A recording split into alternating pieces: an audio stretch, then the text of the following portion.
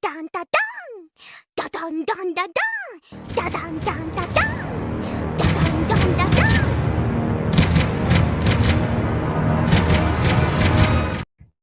Want to warn you guys about the mosquitoes. Don't worry, we're going to talk about coffee culture here later. Let me get this all situated. We're going to put some chill background music on. This is not the jazz. Let me know if you like it or not. I know when I played the jazz background, people were very divided about it. I wasn't even taking a controversial stand. I was like, maybe we should be able to let the teachers have sex with their students. What's wrong with kid diddling? I mean, come on. That was less divisive than the jazz I played. And what is it now? Is it playing? There, it's playing.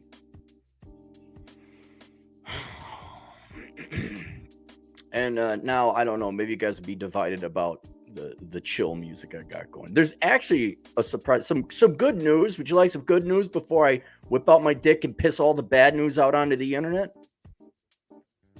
The good news is there's some very talented musicians that have kindly offered their music for free on YouTube's music library. And so I was like, wow, this is actually good. This is nice. Haven't listened to music in years. I mean, who listens to the radio anymore? Mosquitoes. Let's talk about mosquitoes.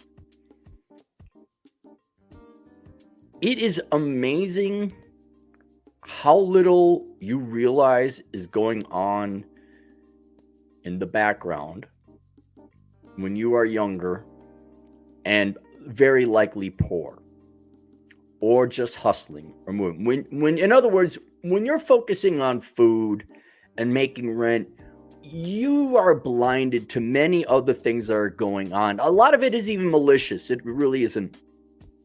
And then all of a sudden, you make some progress. Let's say you don't screw up. And you keep going through, you get higher and higher. Again, let's use the mountain analogy. You don't realize how high up you've gone until you turn around and look down. Talked about how I was climbing this one. It wasn't a mountain, it was a cliff. The canyon edge. I won't make it look like I was Mission Impossible type of guy. But I kept looking up and looking up and looking up. I'm like, jeez, that's so high. And going uphill, I'm on like this. And I'm tired. I'm like, well, no one knows I'm out here. No one's going to care if no one would care if I made it to the top or not. I put it out to younger people in my life. Yeah, Uncle Aaron climbed that. Oh, I'm like, what do you mean now? What? You can't climb that? So what does it really matter if I climb it? And I turned around and I looked, and I could see it. This is in South Dakota. You could see Montana, Wyoming. That's how high up I got. And I looked down. I'm like, oh my goodness. I'm like 85% there. But the other thing in getting up higher is you start to be able to survey the land more. You see other opportunities. You see other peaks. You see other mountains that you couldn't see when you're down in the valley. And sometimes that detail isn't good. Sometimes you're like, that's what I've been fighting this entire time. That's who these motherfuckers were. And I'm in the very lucky and privileged position to be where I am now because I was born right when the internet was at the right time and all this other shit. Okay, I'm fully aware that I'm luckier than hell to have this little outfit that I got going on. But one of the benefits, well, okay, let me back that up a little bit. 75% of the reason I'm here is because of my frugality and minimalism, because I sacrificed. The added internet podcast world and the income that has come with it is obviously extra gravy on the train or oil in the engine. It has made things much smoother. And you kind of come up for air a little bit. You climb. No, okay, we can rest a little bit. And I was trying to figure out, why am I so pissed off all the time? Which many of you are laughing at the concept right now. I'm like, I get to sleep in. I get to have coffee. I don't have to do anything I don't want to. I mean, I have stuff I got to do. I got to do it, but I could do it completely at my own schedule, completely at my own time. And there's no... And I'm like, but why am I always pissed? So I had to sit down. And it became apparent to me yesterday. Because someone fucked up. And I realized, I kind of hit on it before, but I didn't realize how true it is. Everybody out there doesn't know you exist. Like almost everyone is solipsistic. Everyone is in video game mode where they're the only independent variable and everybody else is an NPC that is there to serve them. And I don't even think it's conscious or malicious or anything like that. I think people, you have to, you're your own primary concern, obviously. And so you operate from that first premise. Well, what do I got to do to keep myself alive and all that? And in a weird sense, it logically almost puts you against everyone else, not in a bad way, but you are not going to partake in action or interact with anyone else unless there's some benefit for you to do so. And so any interaction hopefully is mutually beneficial. Like, hey, do you want to play pickleball? Let's both go play pickleball. I invest time. The guy invests time. We have fun. A mutually advantageous exchange of time. But my eyes have even gotten sharper. I've climbed a little bit higher. I finally understand what the thing is. Everybody wants a piece of you. I don't mean that in a Hollywood, you're popular, everyone wants to tag on to you. Everybody wants a piece of your fucking time. There was an author, elderly female author, and she said they were talking about what's it like being an author, and she says nobody leaves you alone. People think you have all the time in the world. They always know. She was talking about how you have to go sequester yourself, go fucking hide, don't pick up the phone, because people, unless you're like wrenching on a car, people are like, oh, what are you doing? I'm fucking working. Do you see the laptop open? But if you're in a coffee shop or you're working at home, and increasingly so as more of you are working at home, they just, oh, hey, what's going on? And I've been getting a ton of otherwise innocent requests from people. Hey, do you want to do this? Hey, do you want to do this? Hey, what up? Hey, can I got, like, I'll give you another example. Don't fucking send me articles, guys. Don't send me articles. Send it to Captain Capitalist. Send it to my Cappy email. Where do I find that? Not my fucking problem. Go look it up. You could look up porn of any variety and flavor. You could go find my Cappy email. Hey, Cappy. This is article. I found this article. Some idiot. Hey, guys, did you know Gonzalo Lira has passed away? Did you know that? Fucking 5 days after the fact. Some fuckwit email. Yes, I'm talking to you. Thank you very much for the email. And I shouldn't even be getting angry. He's just trying to help. But you don't realize, all of a sudden, it takes just that little bit of time. This little bit of time. Talking to your mom. Do you guys know why? Like, when you were younger, like 19, 20-year-old kid, you talk to your mom. Hi, mom. Da, da. All of a sudden, you're 40. You got opportunity costs. You have shit going on. Do you know how long you guys would endure a truly boring, stupid girl because you wanted to fuck her when you were 19 or 20?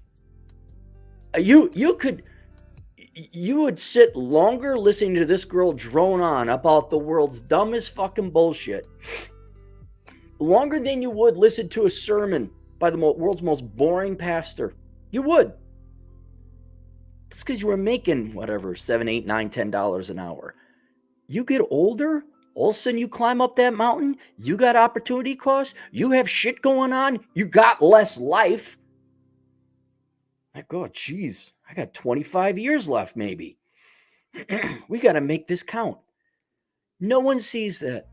And especially if they're of the TV watching, jaw gaping, nothing going on in fucking life, jerking off to internet porn, incel, go get my master's because I got jack fuck all shit variety human going on. Like, there's, it's like the quick and the dead. There's the inferior and the superior. And the superior people, not even related to IQ, know they're going to fucking die.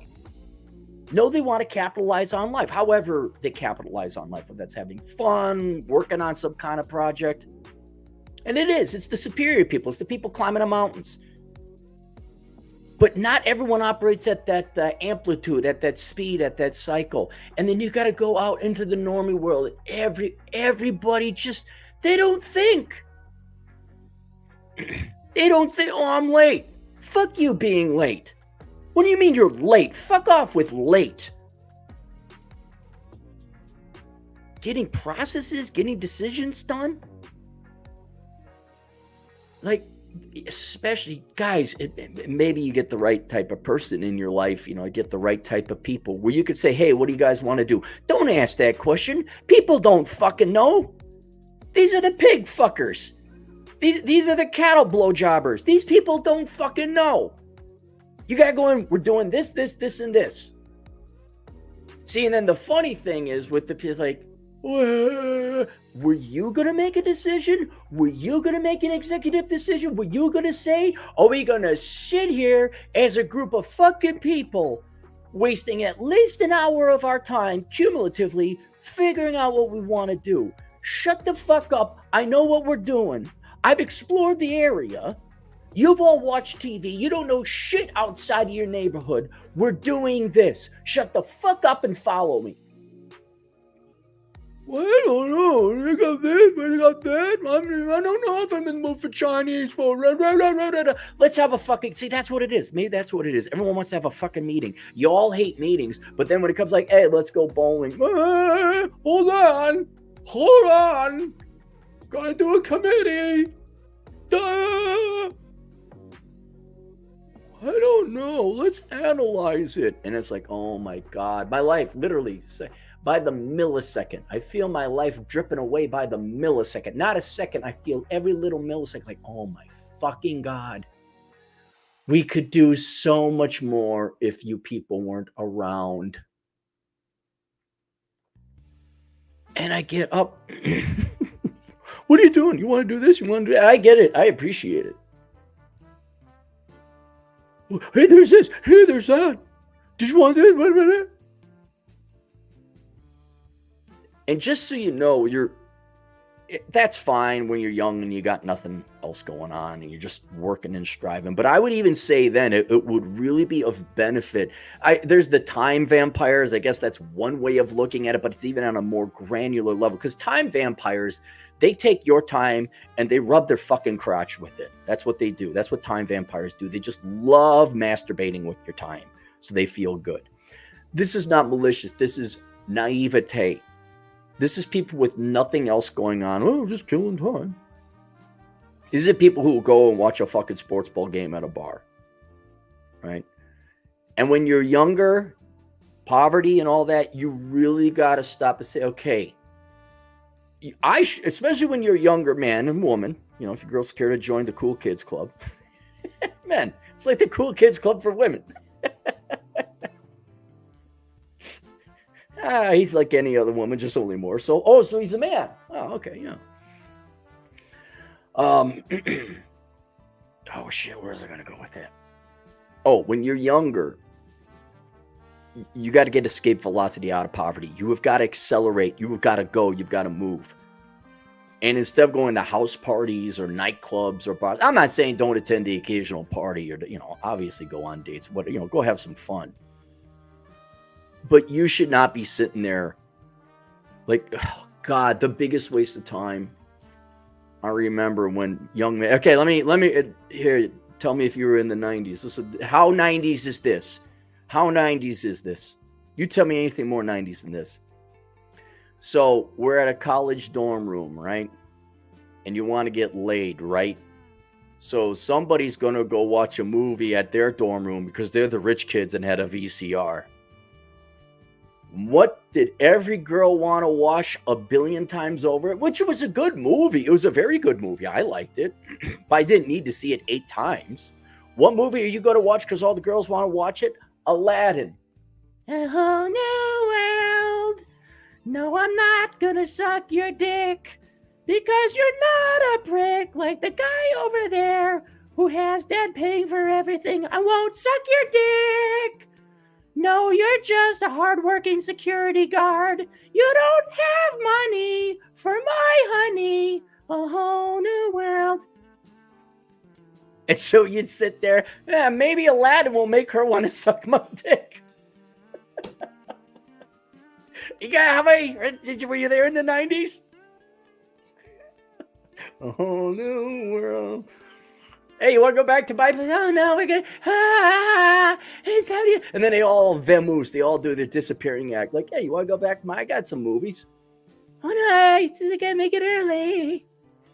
Thanks for fucking being a time suck. Like this huge. Okay, the physicists are gonna get this. Like black holes are, they suck everything in. They warp space-time. They just suck it all in. Dude, the monster black holes that are at the center of the gravity do not even suck in anywhere near as time as these instances where you had a bunch of dorm room Gen Xers watching Aladdin. Those guys just sucked it all in and poof. Enough time gone that we could have gotten the world's global GDP per capita at like $250,000 a year. That's an extreme example of a pissing away time, but that's what I'm saying. Yes, your dick blinds you to this. Yes, you boys got to piss away a tremendous amount of time on the piss. But what I'm trying to train you is to see not only something as obvious, like they call it a honey trap, but it's also a time trap. Just think of all the time that was wasted watching Aladdin and no one got laid. I mean, think of that. Billions of human hours wasted. But there's other things, and it's at the microscopic level. I guess social media is one thing, but you can almost get like a conversation out of that. I understand that, and maybe it happens more obviously when you're older. Where, oh, hey, you want to come on this show? Hey, you want to do this? Hey, you want? No, I fucking don't. No, I really don't. I want to go fucking hiking. Hey, can you tweet this out? Hey, can you promote my... Fuck all of you. I mean, in one regard, yes, thank you. I appreciate it, but fucking Christ, can I just... And maybe that's what happens when you get older and you just start getting plugged into systems, and then you got your network. You gotta go here. You gotta have... these guys who they start whatever. They started at some company. And then by the time... they're whatever 45 50, they're up there. All they do, engineers, I bet you this happens to a lot of engineers. You start off as an engineer, you actually produce shit, but then also you get into management, you go to the dark side, and your job just entails flying all over the country, having meetings. Like, what the fuck is this shit? Why don't you all have your shit together? Why do I have to fly? Oh, we need you to make this decision. We need you to decide. What's your opinion on that? My opinion is just shut the fuck up and let me get a blowjob from my secretary. Jesus.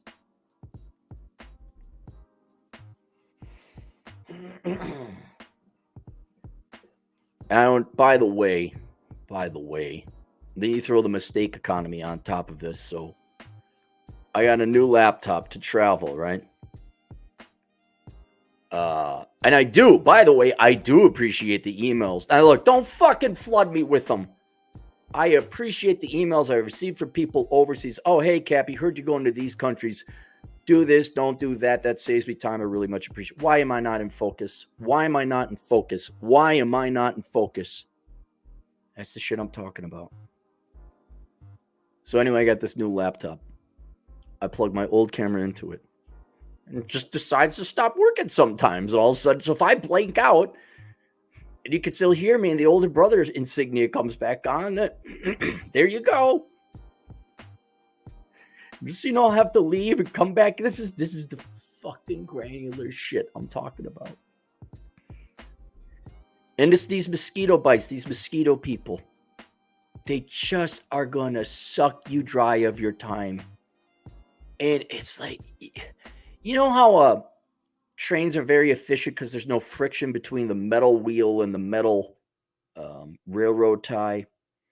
That's what I'm talking about, man. I have this dream that there is no inefficiencies. There is no sand. There is no friction. And I can just go. And I can. If all the idiot people get the fuck out of the way. And there is a correct thing. And this is the thing. It's ultimately up to me because society is not going to change. But this is the advice that you should also benefit. Man, guard your time. Really guard your time, because you do not realize how much inefficiencies other people cost you.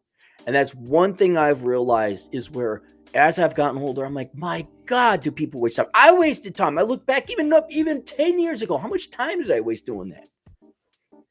And when you start to realize everyone kind of like straps you down, like Gulliver's Travels with the little people, they strap you down, you slow down. You also know, oh my God, this is why I wasn't able to do it.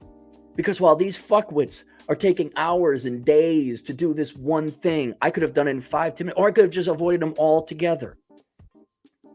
I guess there's like an exponential aspect to it. You think, well, if I save 5% more time, I'll be 5% more productive. I don't think so. I think it's like fighter planes or super planes. If you increase your technology by 5%, you get a 10% or 20% boost in whatever speed, maneuverability. You start pushing the edges of in that case would be aerodynamics, aerophysics. But I think in the real world, if you start pushing into the upper echelons of humans who manage their time correctly, you start to get exponentially better. Like if you're in the top 20%, you're really good at managing your time, but you're nothing special. 1 in 5. But if you get into the top 1% of people who guard every second of their time, like, no, let's go. It's shocking how, yes, there's luck. Don't get me wrong. Luck has always played a part in people's success. Absolutely. But removing that from the formula, which you don't control, so let's just remove that. The difference between a guy who's in the top 20% of managing his time to a top 1% person, dude, it's night and day. That's the difference between someone who's like Elon Musk and, I don't know, Mark Cuban. Okay, Mark Cuban, I don't know. I guess you're an entrepreneur. Elon Musk, yes, that's depending on the week, either the first, second, or third richest man in the world. And not to say that you're all going to become Elon Musk or anything like that, but my God, I think there might be a call. I can't wait to go overseas now in one regard, where no one's going to know who the fuck I am. There's no one around. Hey, did you call your mother? Hey, we're coming to town. Oh, what are you doing? Like, nope. Gonna sit on a fucking beach, probably in Cebu somewhere, maybe go for a hike. Singapore, interestingly enough, there's a couple people I might meet up with in Singapore. This is real nice, though, being able to, like, oh, yeah, you're in town. Okay, well, check it out. But, man, if you could just, I get it now, why Stephen King would just go fuck off to a cabin and go write his book. I get it. Like, I go to coffee stores. Say, oh, wouldn't it be nice to be in a coffee store? No. Because you'd be sitting there typing away. Okay, what do I want, huh? Hey, Trisha, I don't know what kind of a mood I'm in. Do I want a Frappuccino double fat pig latte? Or the extra chocolate gooey feeding up my hoo-ha gravy?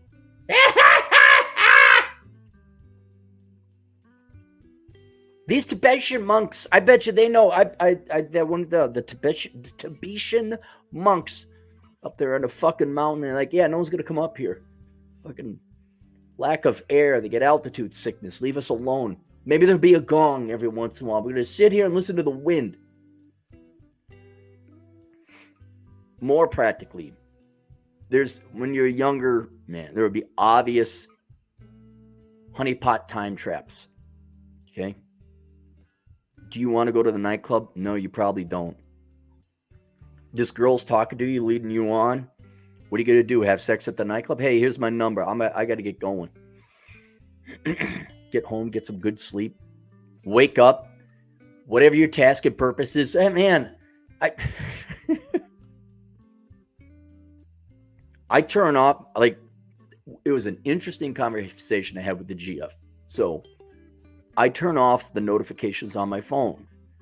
Why? Because some Silicon Valley fuckwits don't allow you, like, okay, text, I need some, if my dad texts me or someone I care about, okay, I better have them. But apparently you can't turn it off. It's either going to make dinging noises all the time for every little time someone in the world farts, and I get a notification on social media, or I got to turn the whole thing off. So I've turned the whole thing off. Then the girlfriend, well, I texted you. Don't you become a mosquito.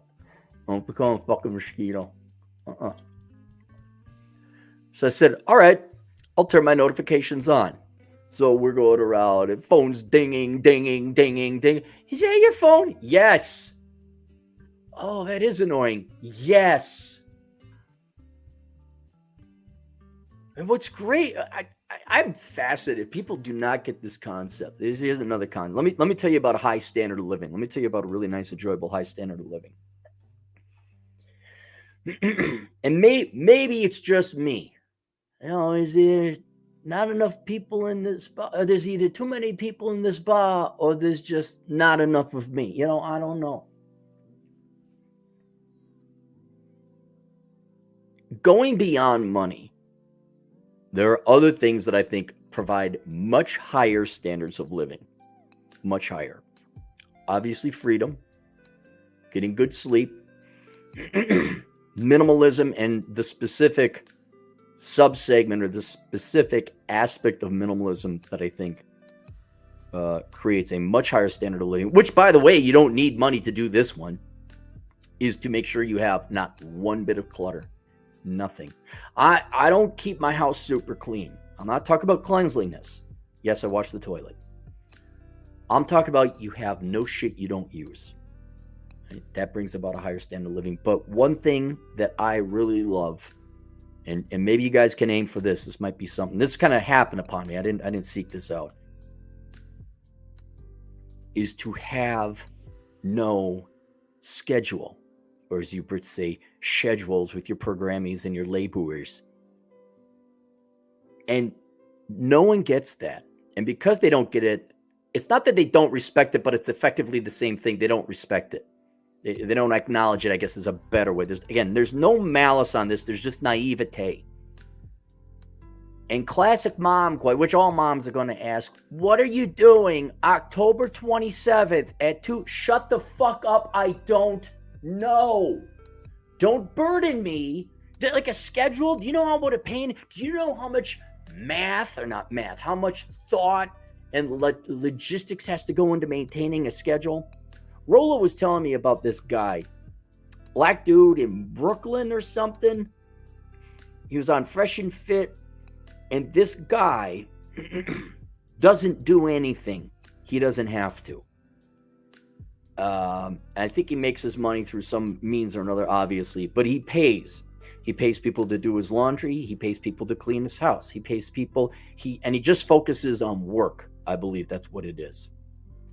And to have just one to-do list, I think that's basically what it is. Do you know how glorious and what an increased standard of living that has nothing to do with your income? Although to have someone pay, clean your house and all, okay, obviously you need some income there, but just follow me in on this concept. Your only item is work. That's it. All you have to do is work. I don't have to get the fucking groceries. I don't have to go fix the car. Essentially, you don't have to make any decisions except work. You're allowed to focus like a fucking laser beam on what, or if you're a pastor, imagine this. You're a pastor and you could just focus on God. You could focus on doing your sermons. You could focus on the church, and everything else is fucking taken care of. And people don't get that. Now that's, I guess, the purified form of having no schedule, all right? But adjacent and within the same wheelhouse would be to have no schedule. And you know what's great about that? Yes, you have to be responsible. Yes, you have to get your work done, obviously. But you can do it whenever you want. And then everyone comes in like a fat Karen in a library screaming with Trisha because they're drunk. What are you doing at 1 p.m.?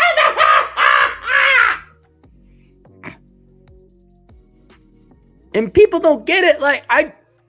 The number of times I've had to convey To people who've known me for years, I don't care. Just let me know whatever time. Just give me a day or two before. Well, what?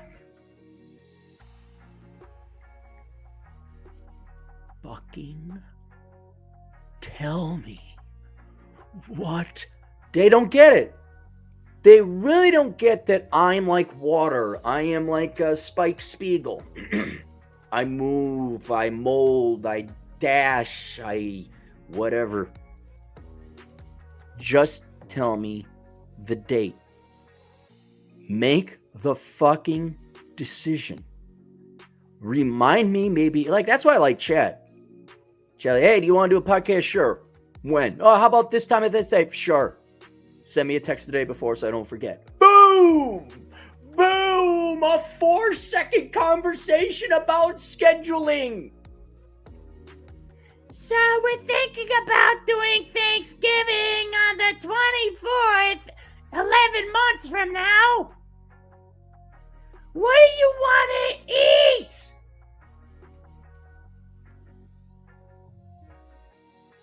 to eat? Interrupting my...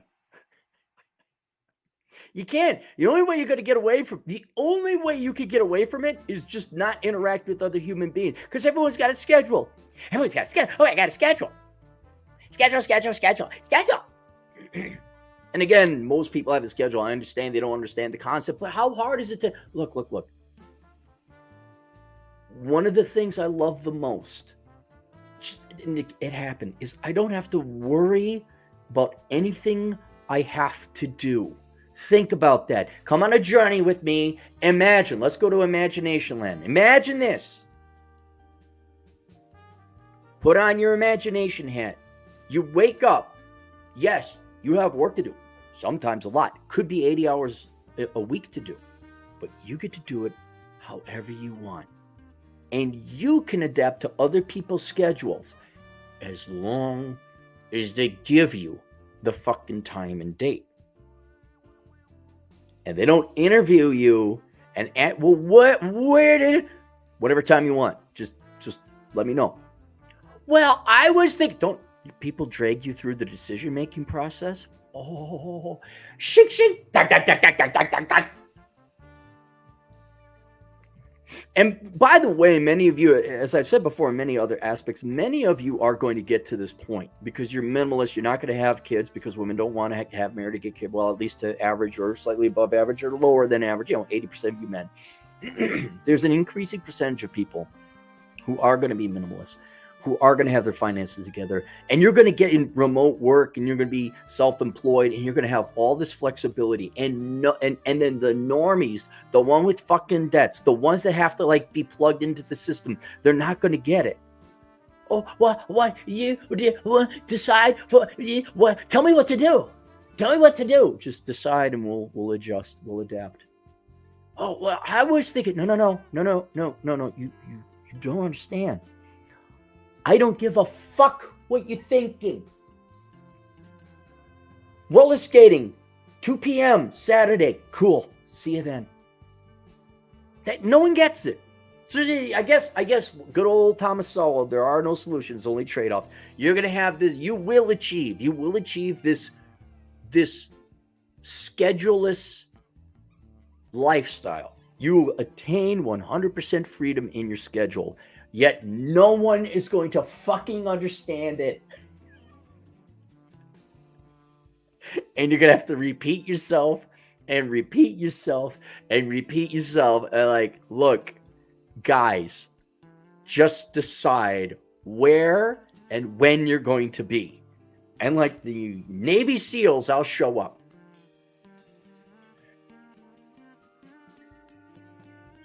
I don't know. Does that make any sense? Does this make any sense? Oh, that's right. By the way, I got to do Miss Super Chats. I forgot.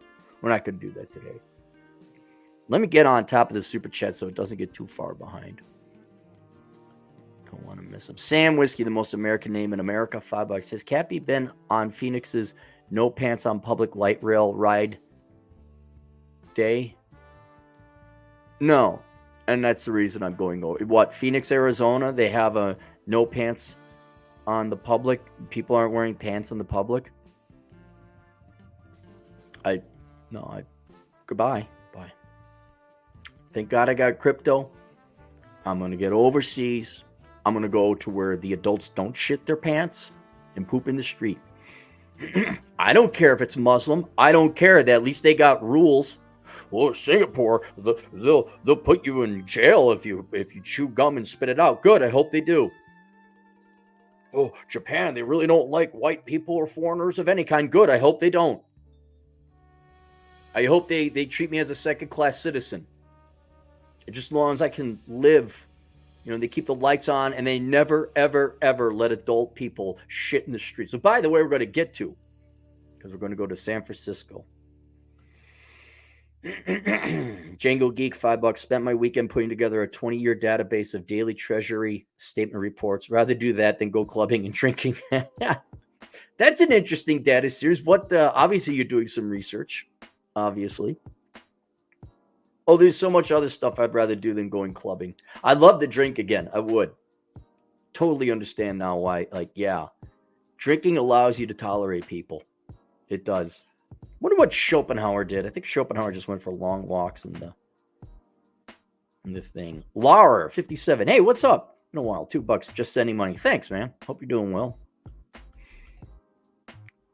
Sterling Wheel. You wouldn't believe how much of our time is wasted as truck drivers. Keep on trucking long haul, Cappy. Love your work. I'm enjoying the client. Oh, I can't imagine between traffic jams and paperwork. And yes, there's always the inefficiency and the mistake economy. I wish I could put a more fine point and identify exactly what I'm talking about. But it's just the daily, not grind, but the daily interactions where maybe everyone thinks that, because you're not dead. You've never been dead. No one experiences death and lives to talk about it. So everyone, I think people just think they're going to live forever. Like young women think men are just always going to want to fuck them. You know, the hot men that they want. And then they don't understand the concept. And so people just take, it just amazes me how much time everyone wastes. And how little time people have no respect for your time. I don't know. A better question would be, are people even capable of respecting other people's time? I know you consciously are, you shouldn't waste people's times like that. But are they? You set up an appointment and a time. Obviously, a lot of people there. You should be there on time. But I'm even thinking simple interactions. Simple conversation. Where was it?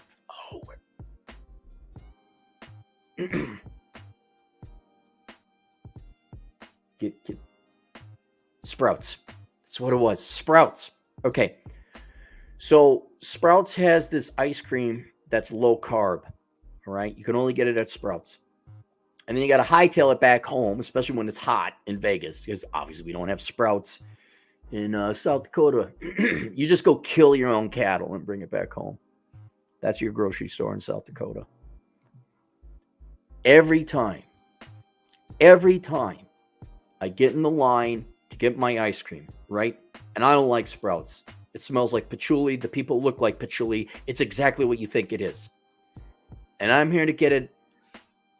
The person checking out and the checkout lady or the checkout guy, they always talk. Beyond, you could talk while you're processing the transaction, but then, oh my gosh, we have this on? So, I saw that. Blah, blah, blah. And I'm like, oh my God, you people might as well not be alive. You obviously have nowhere to be. Nowhere. You have nothing to do, nowhere to be. What's his name? Rolla put me onto this show called Loudermilk. It's got Ron Livingston. I think he's a great actor. I really like him. I'm watching like, yes, somebody finally got it. They made a show about it. It's called Loudermilk. But that shit, just this unaware kind of going through life. I'm a pensioner lady who my husband passed away or I divorced him and I don't know where to be. Boomers were the newest thing. I don't know. ARP, I got to know. ARP, did you tell boomers all to just stop? Hang on. I'm doing that. What the ARP told boomers. Because that's what it is. Because they sent out a communique to all the boomers to just stop in the middle. God damn it.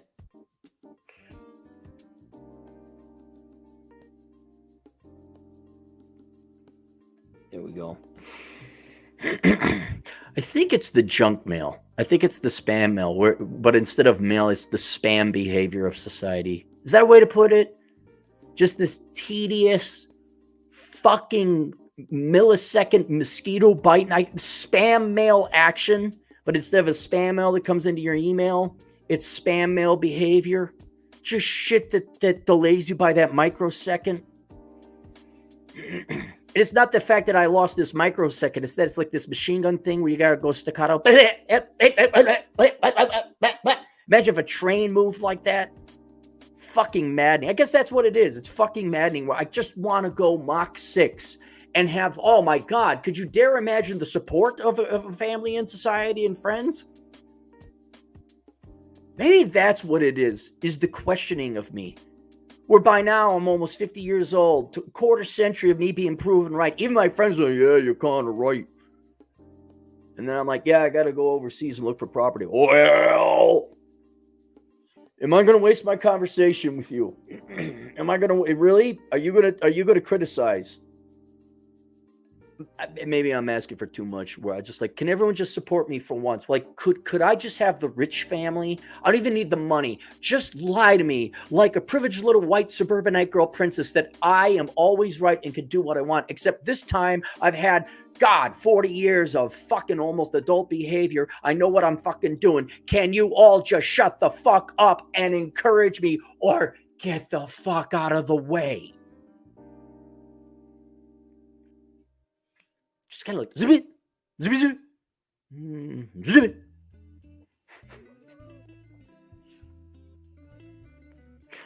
You do. You just have to be alone. You cannot have other humans around. God, Schopenhauer was right. Well, imagine that. You want to talk about dangerous.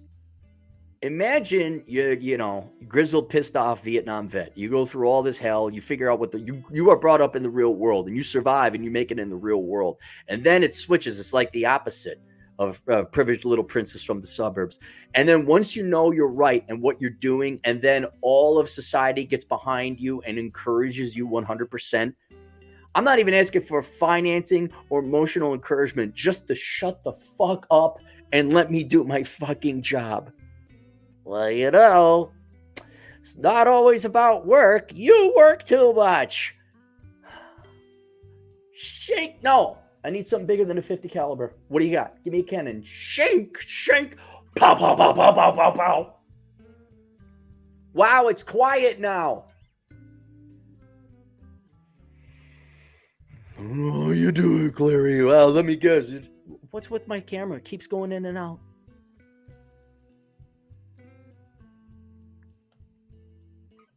Woo! $2. Just found your channel. Binging, studying to be an enrolled agent. Awesome. Woo. Good luck on that. Hope you do it.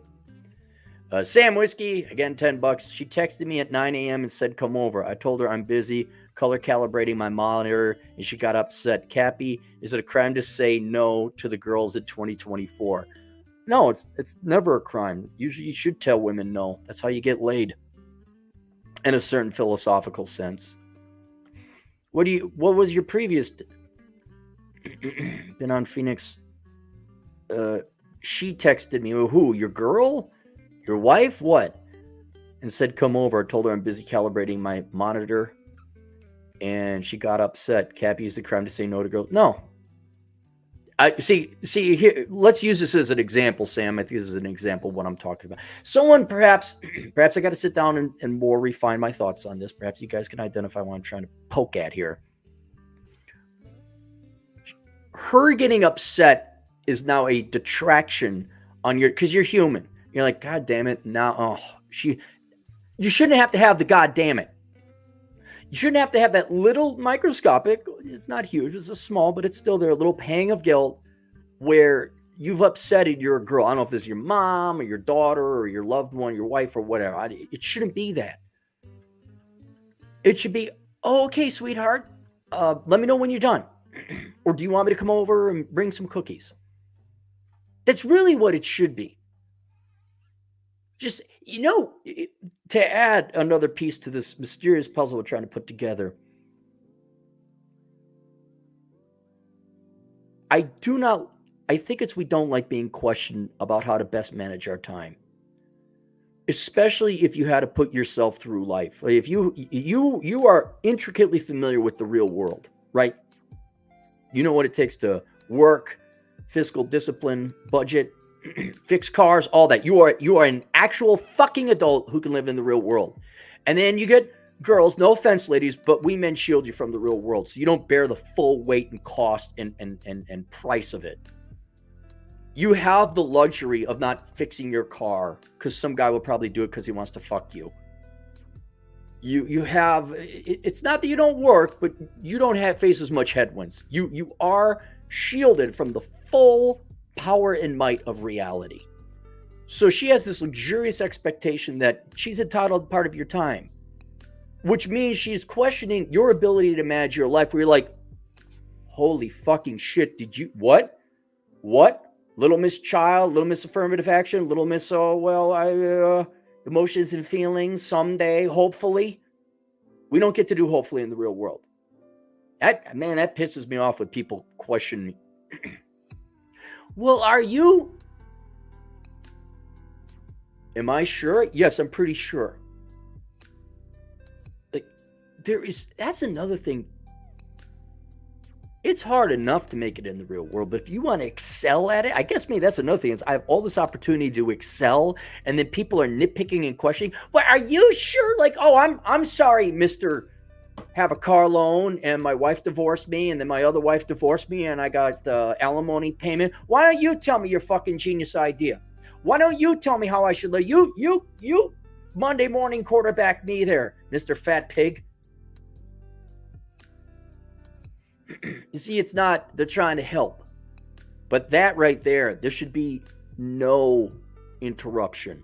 None. And you shouldn't have to now worry about, oh, I upset my girl. I'm fixing the monitor. Oh, okay, cool. I'll see. It shouldn't be a thing.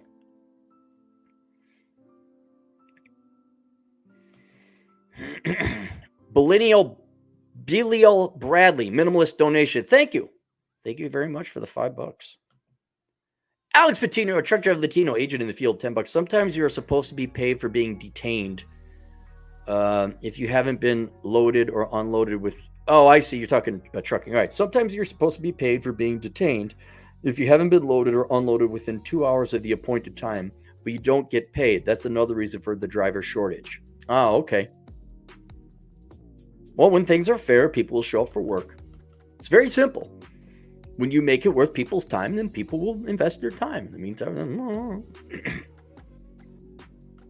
Sam Whiskey, $5 in. Cappy, do not go to the third Rome because the girls there are thin and beautiful. What's the third Rome? I don't know. There was a second. I know. Oh, yeah, is Constantinople the second Rome? That might make. I don't know what the third Rome is. Paulie Baseman, 5 British pounds. Best wishes, Super Cappy. Have some bucks just cuz. Thank you. Sam again. Cappy, if you want to know what's like to be married, get Windows 11.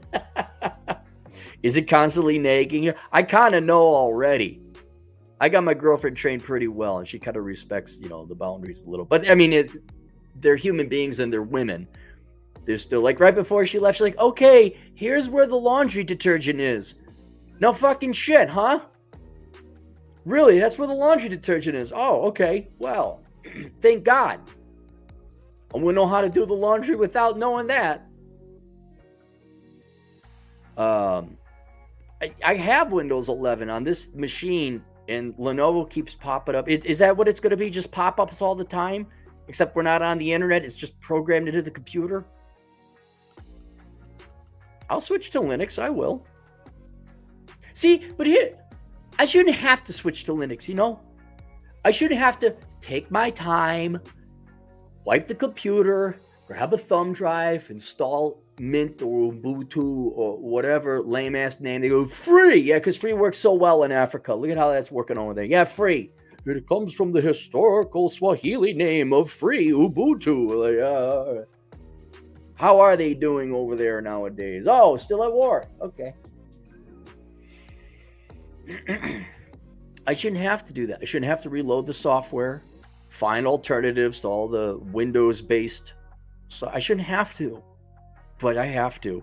And I'm wondering how much more progress we'd all make if we didn't have to counter cock block Bill Gates' dick coming up our ass. Hat and clogs, $2. Happy Cappy, so happy. Keep it up, Cappy. Dre, $2 for Cappy's future Me Too legal fees. Yep, it's coming. It's coming. Be perfectly honest. Okay, have we all screwed up? Yes. Have you made some impolite passes? Of course. But I'll tell you this. The handful, like, if this actually happens where like that, really, that this is, I run for Senate, which I would never do. But if my aberrant bad male behavior gets trumped up and dragged out, we're all fucked. We're all fucked because ain't none of you batting 1,000. And I'm like, okay, nope, time to leave. Bye. Bye. Get out. Yep. I'm out of here. Sam Whiskey, $5. Cappy, what are your thoughts on security guards wearing a flashlight instead of a pistol? Well, sometimes that's the rules.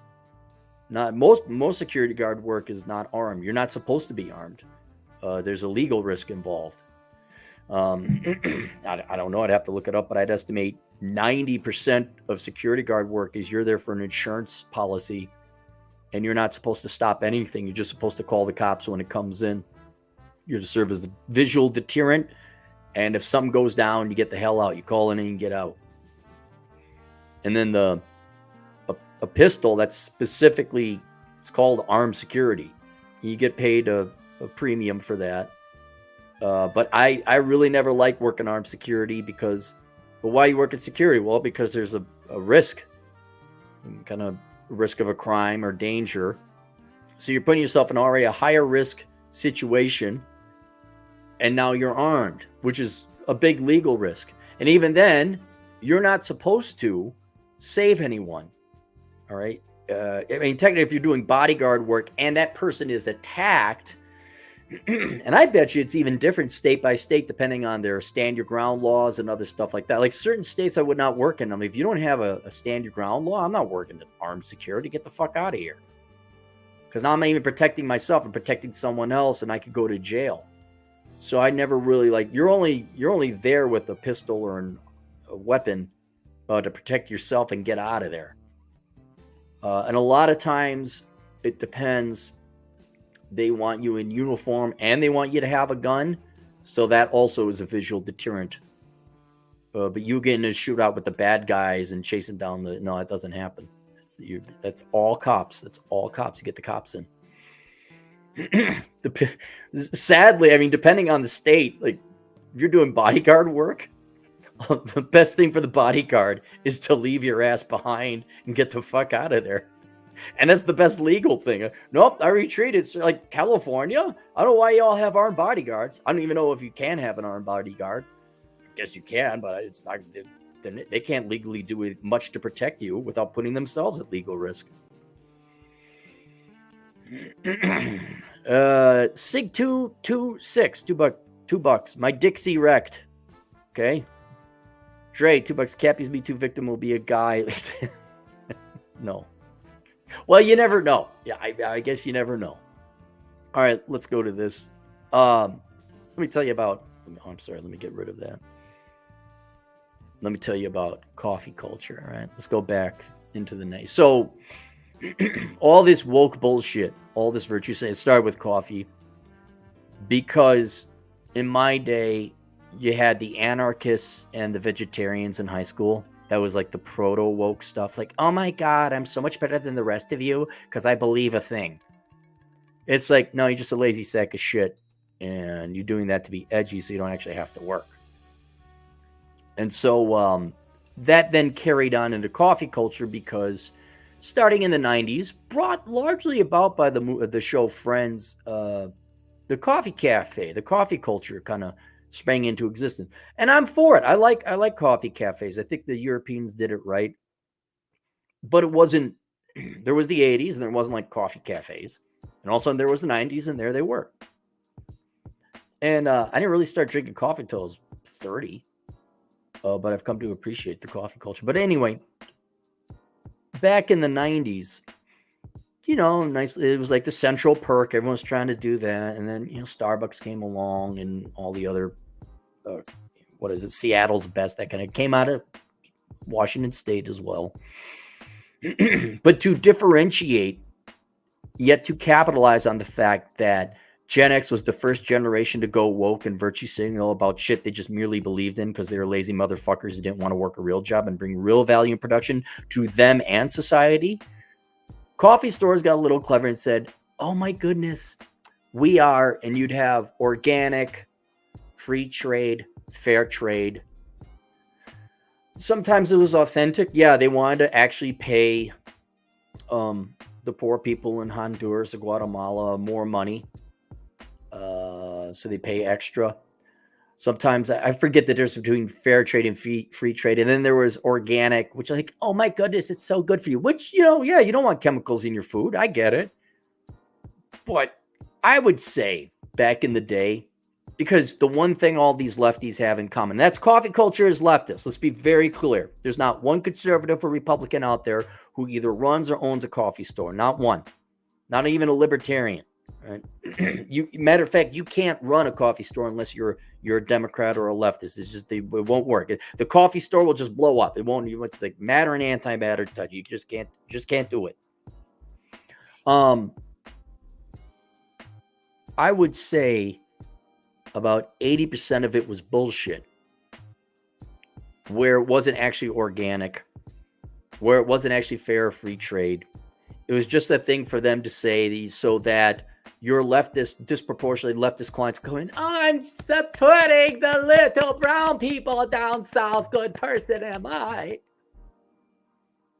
And in defense of the coffee store owners, like, how did you know? Like, oh yeah, we're certified organic. Like, the supplier comes in and says, oh yeah, we're certified organic.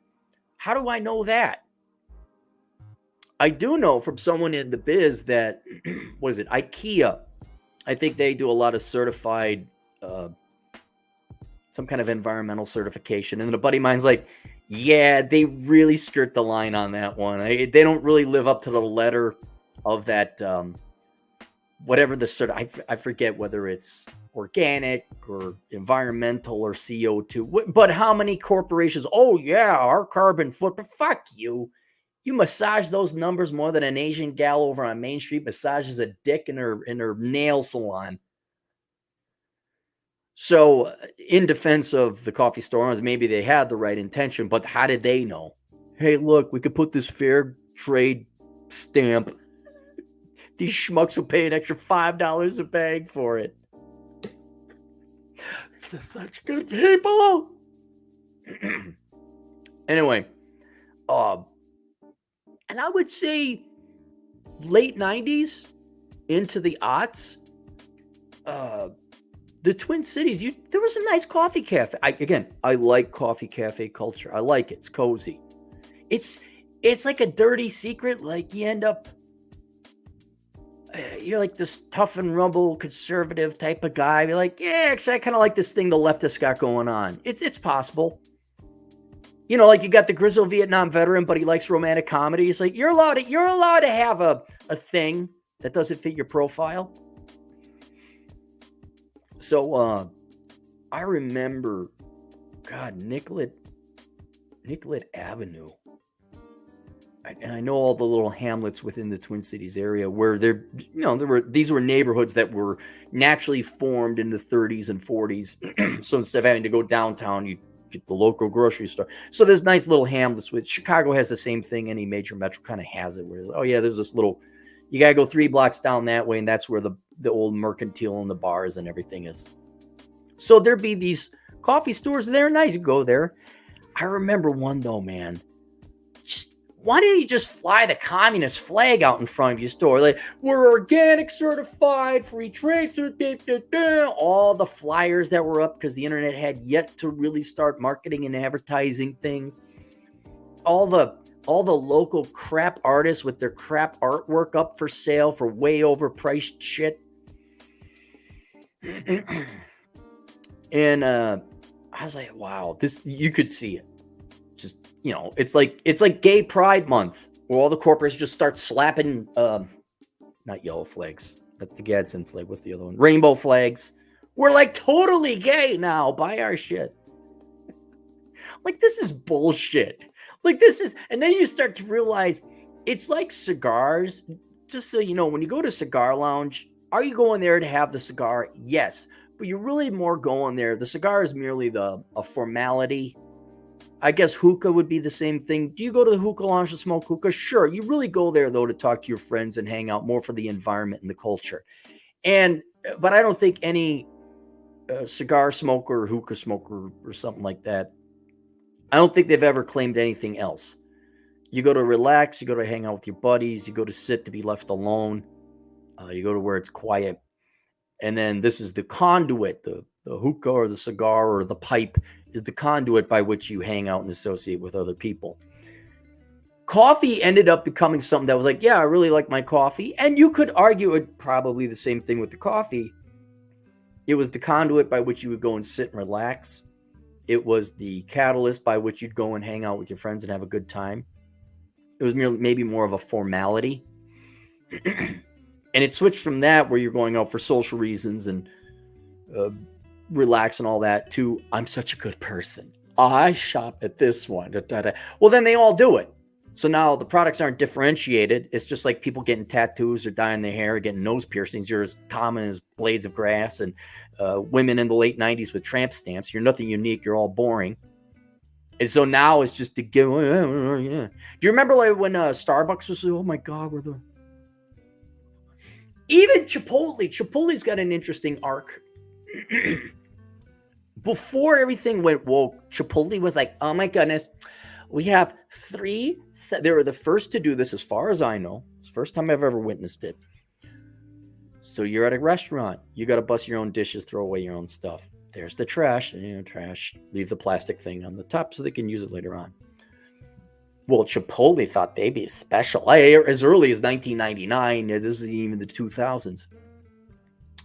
We have garbage, then we have recycling, and then we have compost. Like, oh my God, go fuck yourself. I did. I stopped shopping there because I couldn't tolerate this little did I know what was coming down in 20 years' time. I'm like, I don't need your sanctimonious bullshit about what good little people are because you have a fucking compost. So that's about as woke as they went, though. And then they had 3 bouts of salmonella poisoning. Their price tanked. People found out that, oh yeah, Chipotle, it's very organic and free range and wholesome. But when you load it up with a bunch of rice and that big wrapping thing, you're still not healthy.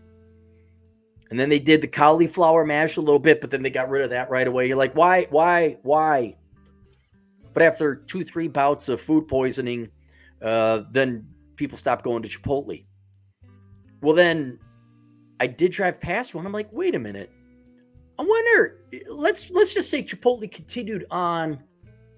It didn't go more woke than it was before. Let's say the most woke thing in Chipotle is that it's got compost, recycling, and garbage. By today's standards, that's not woke at all. And given I've had to have my eyes raising going into every other, oh my God, when is Gay Pride Month? Is that June? Wouldn't shock me that my audience, the gay members of my audience, would know, hey, I don't know either. I got shit going on. Still gonna suck a dick, but I got shit going on. I don't care when it is. We got lives. I get my eyes raised anytime you go into Target or whatever. And I'm wondering, okay, by comparison, Chipotle's pretty based now. So now I'm thinking, okay, if they got a cauliflower mash or like a no carb thing it was good food when you weren't getting poisoned. But anyway, going back to the coffee. So the coffee stores, for various sociological and economic and political reasons, all went left. So Starbucks, the largest and perhaps the most prominent early on about using politics to go left, right? But it could be said of all the coffee industry. I'm sure there's some coffee they don't really do the politics. They just serve up a good cup of Joe and leave you be. But Starbucks was the one like, oh, we care about the environment. They were on it. And they popularized it. And then I remember, I don't know if it was Seattle or Portland or San Francisco, one of the places where Democrat policies are just peak, man. Just peak. Like you got your wish come true. You got your little communist experiment at a municipal level. Here you go. And they were complaining because all the homeless people were coming in and cleaning up in their bathrooms if homeless people clean up, panhandling, staying warm, that kind of thing. And this was like 10 years ago. I couldn't remember the exact thing, but you started seeing the beginning of what would be considered industrial politics, an industry's politics. In this particular case, the coffee and the coffee shop industry and their politics, hard left, actually suffering the consequences of the policy. And then they were confused, like they were conflicted. Oh, but we're leftists. But now there's a poor person, a homeless person in here, and they're interrupting our limousine liberal coffee time. Wait a second. What do you do? Because the owners bear ultimate responsibility because they're the ones that have to deal with it. But their clients, oh, you should help the homeless person. Oh, yeah, I don't mind that it smells like rotten feet in here. I don't care. Hang on. Let me take a look.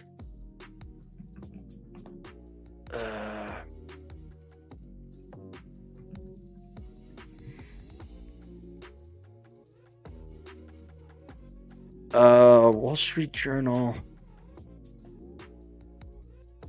Story behind San Francisco. Oh, this is interesting. All right, so there was the tech guy that got killed in San Francisco, I think during the daytime. They're thinking he knew his assailant. So that one, I'm sorry, that's not evident. I was trying to think, was he killed outside of a coffee shop? Murder charges against tech consultant who allegedly stabbed startup founder Bob Lee. Nima Momeni, the man charged with the fatal stabbing of Cash App founder, makes his way into... Oh, this might be interesting to read up on. I mean, I'm interested in truth. The way it sounded like he just got stabbed up, but now it was daytime, so this wasn't some rando homeless person. All right, well I'm sorry, that's not germane then to the topic of conversation. Anyway, point being though, thankfully not murder is happening, but you do have these homeless people coming in. And then it was Hotep Jesus. Remember how the Starbucks people said no loitering? And it happened to be three black guys that were loitering. I don't even think they were probably doing anything. They were just killing time or something. And then they complained, and then Starbucks collapsed. And then Hotep Jesus went in and demanded a free coffee at Starbucks and got it because he was black. And it began where, for once, I love it. I love it when you leftists finally suffer the consequences of your politics. Like, the immigrants coming in and taking up your schools.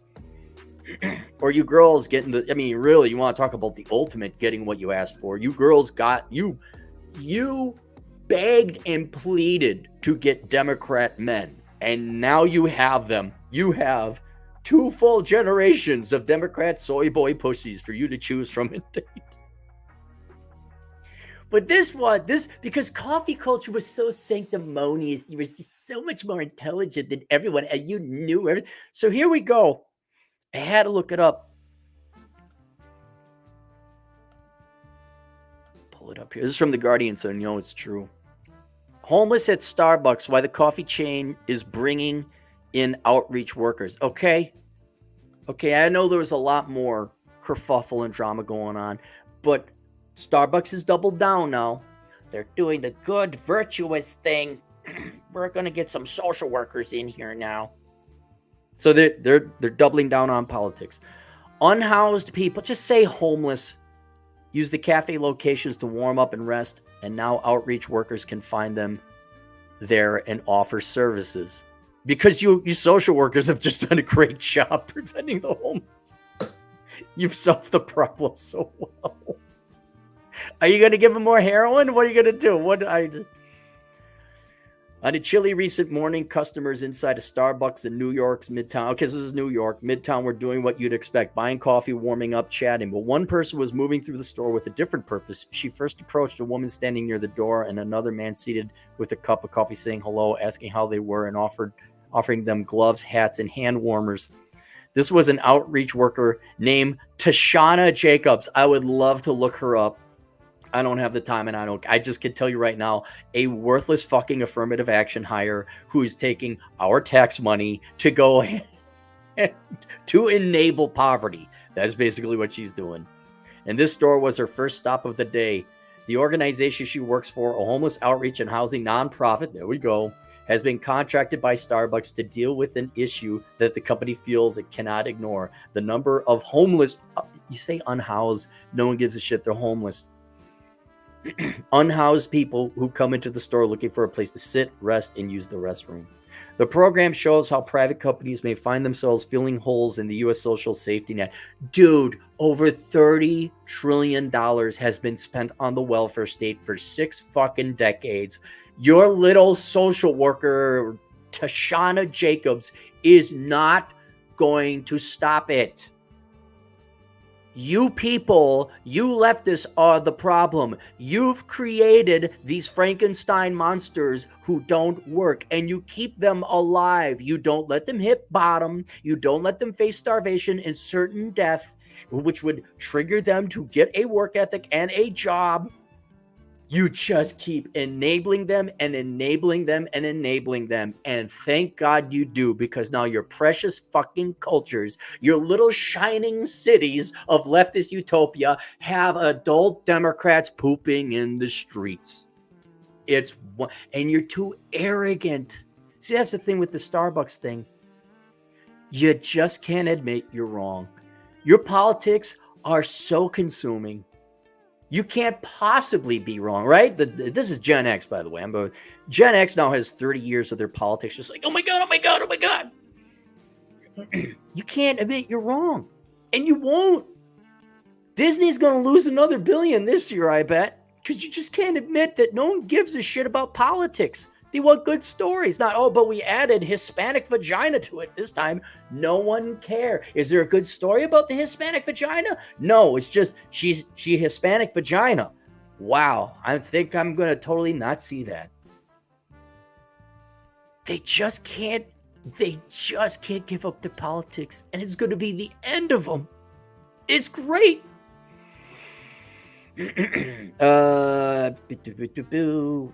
The program shows how private companies may find themselves filling holes in the U.S. social safety net, and it also takes pressure off Starbucks baristas who may lack the formal expertise needed to deal with customers experiencing the crisis. I thought they all had college degrees and knew how to handle poor people. Don't you just give them more taxpayer money, and then they kind of then poof, they turn into like a $250,000 a year productive accountant? Jacobs has become a familiar face along her route. Once outside the cafe, she spotted a neighborhood regular on his bike. He pulled over, and as the two talked, Jacobs urged him to head to a local drop-in center town. A storm was coming, promising to bring freezing temperatures. He asked for the address and whether she'd be there, and she said she'd stop by later because she loves homeless dick more than any productive member of society. Oh, I'm sorry, I'm mad at that. But just so you know, I'm sure she probably would sleep with a homeless man before she sleeps with a hardworking plumber. Jacobs proceeded on to the next Starbucks. Imagine that's your job, man. Don't tell me you girls are slaving away in the oil fields or being cops or surge. Just shut the fuck up. Just shut the fuck up. Heading past tourists and families bundled up for the weather, Jacobs took it as a good sign that this client asked her questions about the drop-in center. On other days, he had shrugged off the suggestion, but if people get cold enough, they'll say, listen, I'm ready, said Jacobs. Exactly. Exactly. So if you're cold and hungry enough, you might get off your ass and get a job. Aaron, some of them have mental problems and drug problems. Don't care if they're threatening you. If you know addicts, you know this. They'll hit bottom, and then they'll like all of a sudden start making the right decisions. But the only reason they're making the right decisions is to get back into the good graces, to get the free gimme ads and the handouts and all that other shit. They know what to do. You just gotta let them starve and get cold. Like when death is at your door, you're like, oh shit.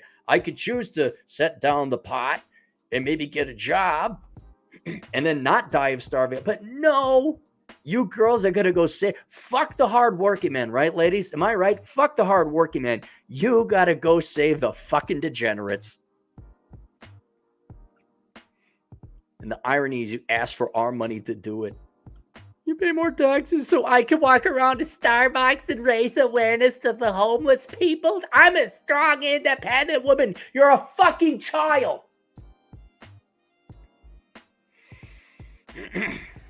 In New York City, it is clear why Starbucks is an attractive place to pass the time. Some people experiencing homelessness say they prefer the streets of the city's homeless shelters, some of which have strict rules such as curfews and shared sleeping spaces. Our homeless are so spoiled. They're like, oh, it's not good enough for me. More Democrat, please. The process of obtaining permanent housing can be long and overly bureaucratic. How can that be possible in the Democrat utopia of New York? The city's chief housing officer has called it a paperwork-first approach. There are many other resources available in the city, such as transitional housing, but for unhoused people, retail spaces like Starbucks also offer an everyday place for refuge. What about libraries? Aren't libraries supposed to be? That's another leftist utopia that's just been, or haven, I should say, a leftist haven that's been, I guarantee you those library people, the exact same thing's going through with those library people. They stink and they're dangerous, but leftist. No. Double down on the politics. I don't care if your chances of assault and raisoning has gone up like 1,000-fold. Too bad. Do you like tetanus?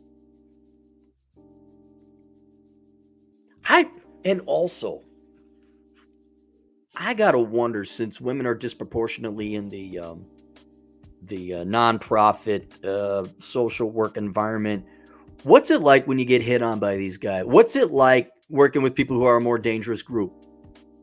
What's that like?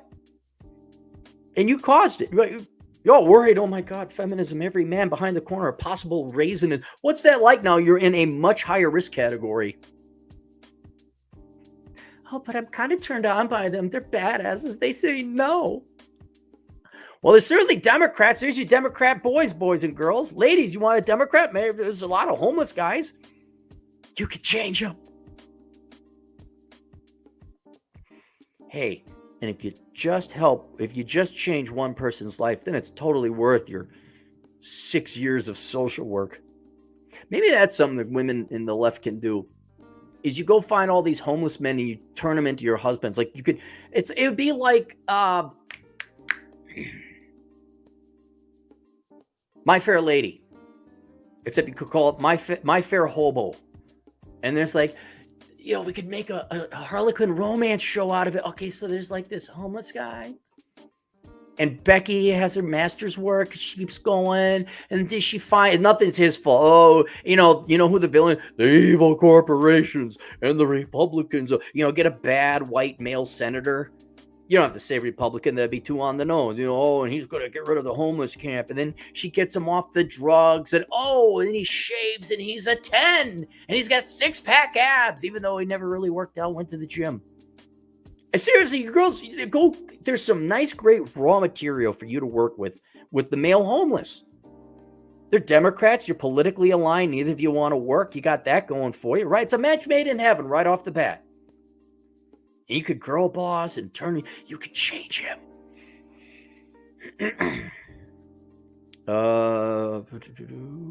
Starbucks offer, that means the baristas, cashiers, and other often play the unofficial role of social worker on the job. Social worker is not a real job. Starbucks began bringing trained outreach workers into its stores in 2020, and the program is active in 8 cities, including Los Angeles, Philadelphia, Chicago, and Seattle. Homelessness rates in all these cities are high or growing. In New York, for instance, the number of people sleeping in shelters reached almost 66,000 last October, and the national homeless rate remains stubbornly high. Stop paying them to be homeless. A spokesperson for Starbucks described the program as one of the ways that the coffee giant seeks to support and strengthen the communities around its stores and better equip employees to meet the challenges of their jobs. You're just this poor young schmuck.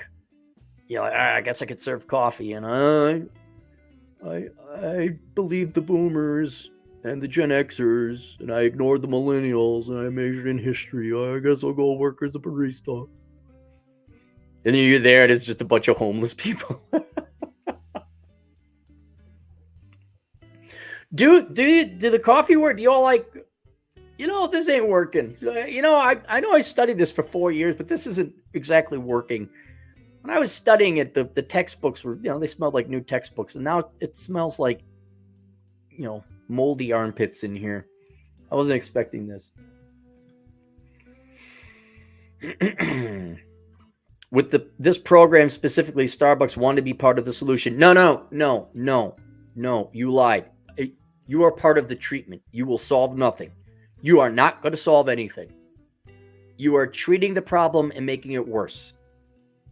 The solution is very simple. Stop helping them. Let them face starvation and hunger and poverty and death. And then when death is looking them at the face, there's a higher chance, not a guarantee, there is a higher chance they will sober up and be serious about it. But then what would you girls do for a real job? Oh my God. Not merely transfer money from the productive class to the parasites?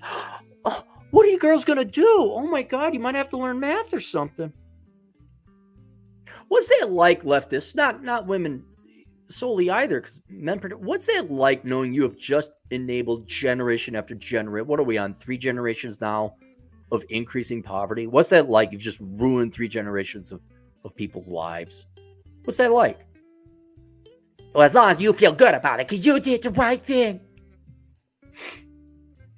Why does it smell like feet? I want to talk to him.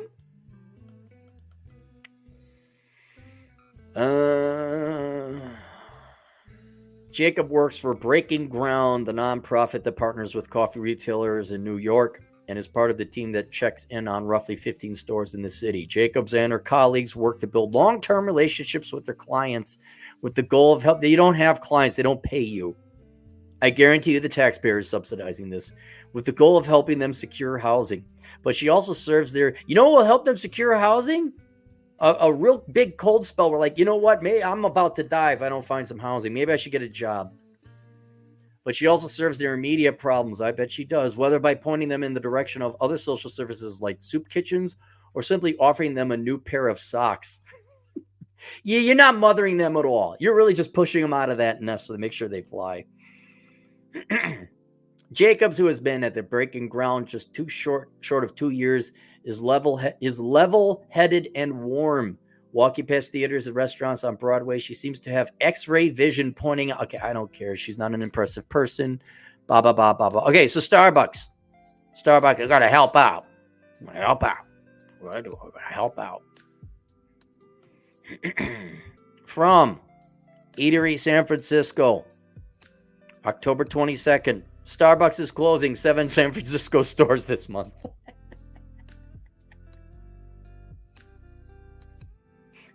Your politics will destroy you.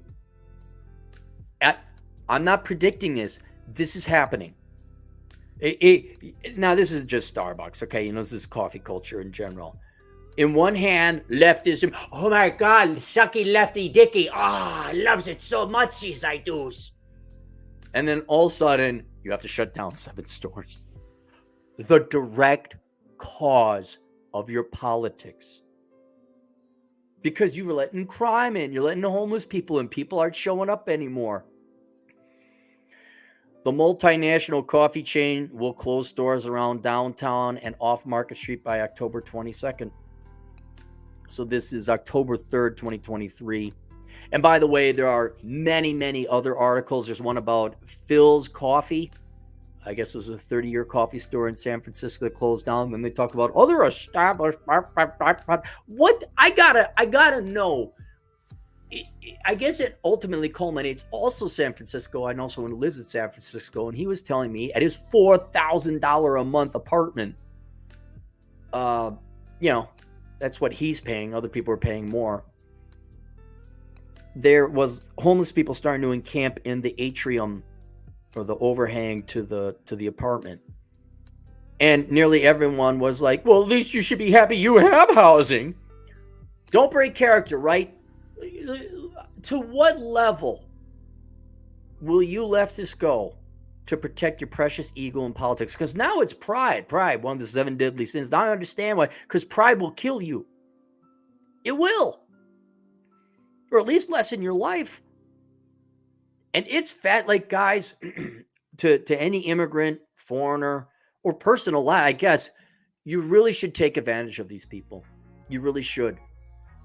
Like, oh, can I get free housing? Well, you're a leftist, right? Oh, can I get, can I get, give me. Seriously, I'm joking about women, leftist women finding homeless men and turning them into the perfect Democrat husband. I'm not joking about that. And in some regard, I think if a homeless man could set down the drugs a little bit, come with a bit of strategy, clean up just a little bit. How unfeasible would this scenario be? Follow me in on this. You are a drug addict, all right? And a cold spell comes through Chicago. Right? Oh, jeez. And for whatever reason, there isn't some Marxist leftist quant shoving food and clothing, and you're about to, you're like, oh my God, you hit bottom. How hard would it be for you? Homeless people are pretty clever with their panhandling and the charm and the marketing skills. You just sober up a little bit. You go into a bathroom, because I've thought about, I don't know, you guys probably thought, what if I was homeless? Well, what would you do? Well, I'd go into a Starbucks and clean up, go to the soup kitchen or whatever. I'd bathe in the a pond or some, clean up my clothes, dry them out. So I'm going to try and go to Goodwill, get like a decent set of clothes, haircut, and go find a job. That's what I would do. And that's not impossible. People, it shows you what easy mode Democrats are playing. Oh, they can't do that. Shut the fuck up. Just shut up. Just shut up. You are horrible at eliminating poverty. Shut up. But with that little bit of practical intelligence, practicality, you clean up and maybe keep your beard a little bit, and then you go into the coffee store, or you like, look, do you have a janitor position? I need to work. And there's the cute barista. Or you go to the library, there's the mousy lady. It's the old, you know what it is. Remember the episode with Foghorn Leghorn and winter's coming? And he's all cold because he's got his dumpy bachelor pad because he didn't work, he didn't maintain it, and it's drafty in there. And then there's the female chicken who always had a crush on Foghorn Leghorn, but she was older. She's like, well, yes, and he'd always push her away. Well, one episode it was cold, and Foghorn Leghorn started making nice with the gal to get inside her nice warm hen house. It's all nice and warm. Why can't you do that? Well, I declare, you go in there, you wouldn't have the Foghorn Leghorn accent, but it would be akin to you. Here you are, the homeless guy. You clean up just enough to walk in, and there's the mousy, 38-year-old virgin master's in library science gal. And you come in and like, look, I see you have a position open or a job, and can I work it? I'm homeless and I'm trying to get things in. You got nice eyes. Why, yes. And then you're mopping the floor. I'm like, okay, this lady's got to be paid at least $65,000 for a stupid master's degree, because there isn't fucking sanity in the government labor market. She's got to have a nice house. And then you go out and you find some kind of trash, because you know where all the good trash is because you're homeless, and you do some kind of origami thing, and you make like an origami flower out of trash for the woman. You give it to her. Okay, you go back to the homeless shelter. You're on the big accomplishment would be that you're getting off the sauce and making progress in life. I guarantee you, if homeless men just up their game a little bit, set down the booze, you could woo all these social workers and get into that nice warm condo. Have them pay for your shit. Where's T-Rash? T-Rash, we need you as a consultant here. Where is T-Rash?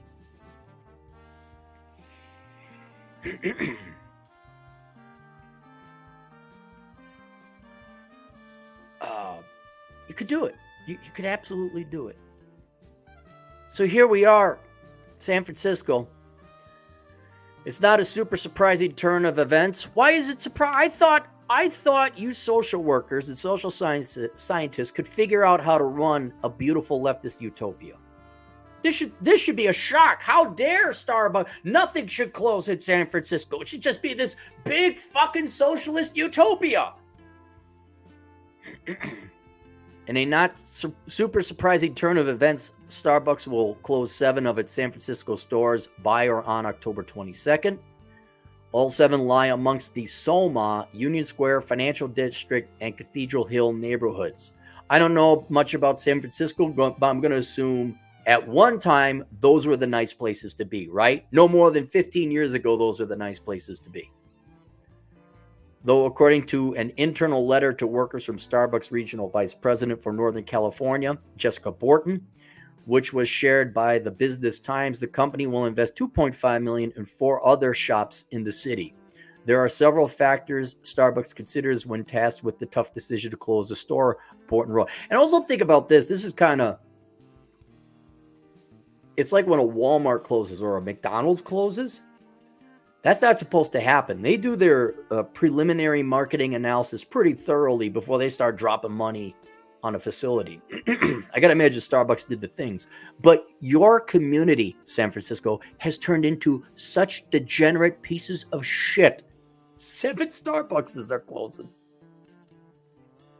It's not Starbucks. It's just like Walmart when they closed their neighborhood shopping thing over in Chicago. It's not Walmart. It's not the corporations. Your community, your people fucking suck. You have criminals. You have crime. They cannot run a profitable venture there. And if they can't run a profitable venture, why would anyone invest their money in setting up the venture in the first place? And good luck. Well, we don't need profits. Let me know how that works for you. Let me know how the profitless economy works. But it's all part of ensuring a healthy store portfolio. The stores to close are located at 201 Mission Street, 442 Geary Street. Let me look this up. Let me see how far this was from where I was. Because I had to go there to get my digital residency. San Francisco. Okay, that's outside of Chinatown, it looks like. Oh, geez, that's right on the bay. Do you have any nice places left?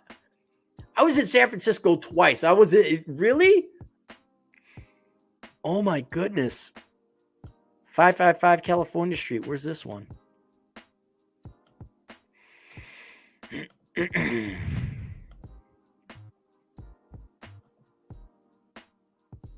That one's more in Chinatown. Yeah, where was I? I was a little bit more in. Yeah, I can't claim to know San Francisco geography. The 4 shops receiving upgrades and renovations include 2 stores at 201 Powell Street and 390 Stockton Street, indicating the company is joining efforts to double down in Union Square. Locations at 33. Is Union Square? Let me hang on. Union Square. Let me do this. Union. I wasn't going to look up a crime map. Union Square, San Francisco.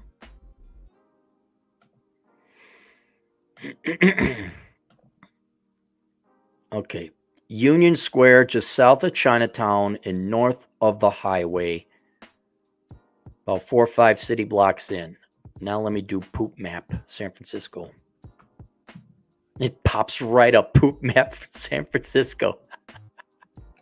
Hang on. Let me get the image. I want to get the image. Oh, the whole peninsula is filled with it. Based on the map, it's darkest. It's most brown in that area. Okay. California. Shitty people. Stupid people. Stupid people. Stupid people. Stupid people. Shit. Shit. Shit. Feces. Shit. Shit. Shit. Feces. No employees will lose their jobs as all workers will be offered hours at other stores. The 2 unionized shop in the Castro district and in Inner Sunset were not affected. Question for the gay community, because we do have some, not that you all live in the Castro district. Have you heard? That was like the place to be. And generally, gay community keeps things nice and posh. Is the Castro district being affected? Is it shutting down?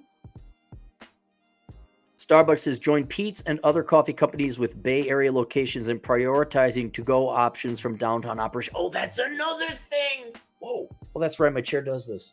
Never mind. I forgot I got one of these comfy chairs. To be like Captain Kirk. Yes. Lieutenant O'Hara, put on a French maid outfit.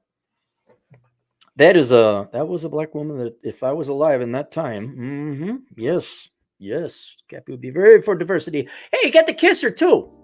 First interracial kiss on television. Man, William Shatner has had a life, hasn't he? You will notice that I had to piss away 2 hours of my time running an errand that ended up not being yesterday, and I went to the Starbucks over in Chinatown. We have a Chinatown in Vegas. It's actually cool. You should go check it out. Fuck the strip. Go to Chinatown instead. It's more interesting. So they fucked up my order at the Starbucks, but I went in. There's like 2 chairs. That's it. Starbucks, I'm confused. Starbucks. You tell me, oh, you got a little bit of Democrat cum on your face, Starbucks. Can you wipe that off? Okay. I like to talk to people. I don't want to see cum in their eye. I kind of want to like talk, eye to eye, man to man, or whatever you identify as. Anyway, you really want to help out the homeless people, but why is there not enough chairs in these places? Why are you shutting these places down? It's almost like you're saying one thing, but then your actions don't reflect that. I'm confused. But I did see that. I was like, what? Because I had to kill time. I'm like, okay, I might as well go to a Starbucks. I mean, the coffee's not bad. It's fine. And I go and I'm looking. I'm like, there was small chairs, almost like play school size chairs. I know what fat people do at these Starbucks. And I'm like, okay, well, I'll just sit here and wait.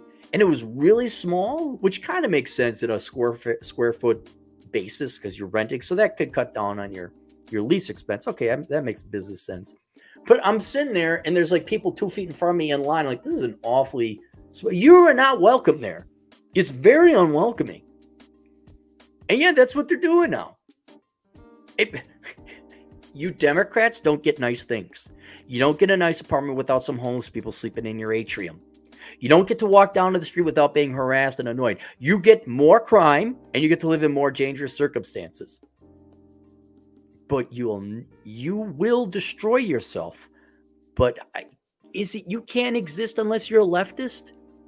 Is that what it is? Like your whole purpose and value is that you're a leftist? Have you tried Christianity? Have you tried Islam? Have you tried Buddhism? Have you tried Judaism? Religion. What about Eastern philosophy? What about libertarianism as an alternative one that's a little bit more anchored in reality? Are you looking for purpose and meaning? What about being a sexually attractive person and falling in love with other people? That doesn't force you to deal with criminals and higher risk individuals and lower standards of living. Have you thought about maybe getting a different life philosophy? Maybe. Prioritizing to-go options for downtown operations. It's no coincidence that these closures come at a time when office vacancies in the heart of San Francisco remain stubbornly high. They're not stubborn. Stubborn is irrational. Dad, you should move down to Florida. It's not cold and you won't slip on the ice. That's stubborn because it doesn't make any sense. Dad, well, no, it wouldn't make any sense because he's being stubborn. Vacancies aren't being stubborn. That's a natural reaction to, once again, shitty people and a shitty culture. Everyone included, not just the homeless people, which you probably worship and bow down. Oh my God, can we have suck a homeless man's dick week? Would that encourage you?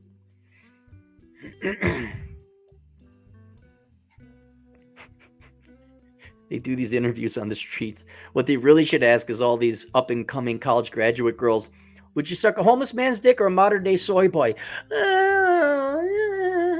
They'd have to think about it. It's no coincidence that these closures come at a time office vacancies stubbornly high, nor when Starbucks faces hundreds of complaints from workers through the National Labor Relations Board. Whoa. Now, okay, I know corporate for all these coffee stores are leftists, but aren't you employees the same? Aren't you all college graduates and you're going to help out the poor? No. You should embrace the homelessness. How dare you be homelessnessist? How dare you be bigoted against the unhoused? For what it's worth, the closures come after major retailer Target announced plans to shutter 3 Bay Area stores, including one in so on. Wait, Target? Wait a minute! What's with all you leftist people abandoning your socialist utopia? It writes itself. Oh, that's it. That was the article. Let me read this one. Phil's Coffee founder has message for customers on the closure of the first San Francisco shop. For 2 decades. That's only 2 decades. Yeah, it's something you can do on your free time if you want to feel happy. Just search your company, store closing or restaurant closing, and you could find out all the stores and restaurants that are closing. Now, in fairness, stores and restaurants always close. That's the normal course of business. But then go look restaurants opening or find out what's replaced them, especially if you're familiar with the area. And what you'll typically see in these leftist areas is a ton of stores are closing, but a fraction are opening. They're losing stores overall, whether it's restaurants or regular stores. And also what you'll see is long-term established venues closing. And then Mr. Whipdick got an SBA loan with Lord knows how much assistance and help. And they're going to open up their Franks and Beans. Katie's Cupcakes. They last a year. On Monday, they are closing the coffee shop where it all started in San Francisco's Mission District. Is the Mission District, is that where it was? This is really sad. We actually rushed out of the house just to make it in time. We have to be there. It's sad, but you don't see any of the familiar faces anymore, said Cher Soto, San Francisco resident. Yeah, people left. This Phil's location served their last cup of coffee at 1 p.m., marking an end of era for customers like Cher Soto, who grew up coming here as a teenager and years later as a mom. I love Phil. Personally, I love Phil. We used to come and sit here, and he would sit on the bench, and we would talk to the kids, blah, blah, blah. All right, why is he closing down? And a lot of times they give the politically correct answer. Well, I want to retire. A spirit of community is what many like Carter Cromwell kept coming back for.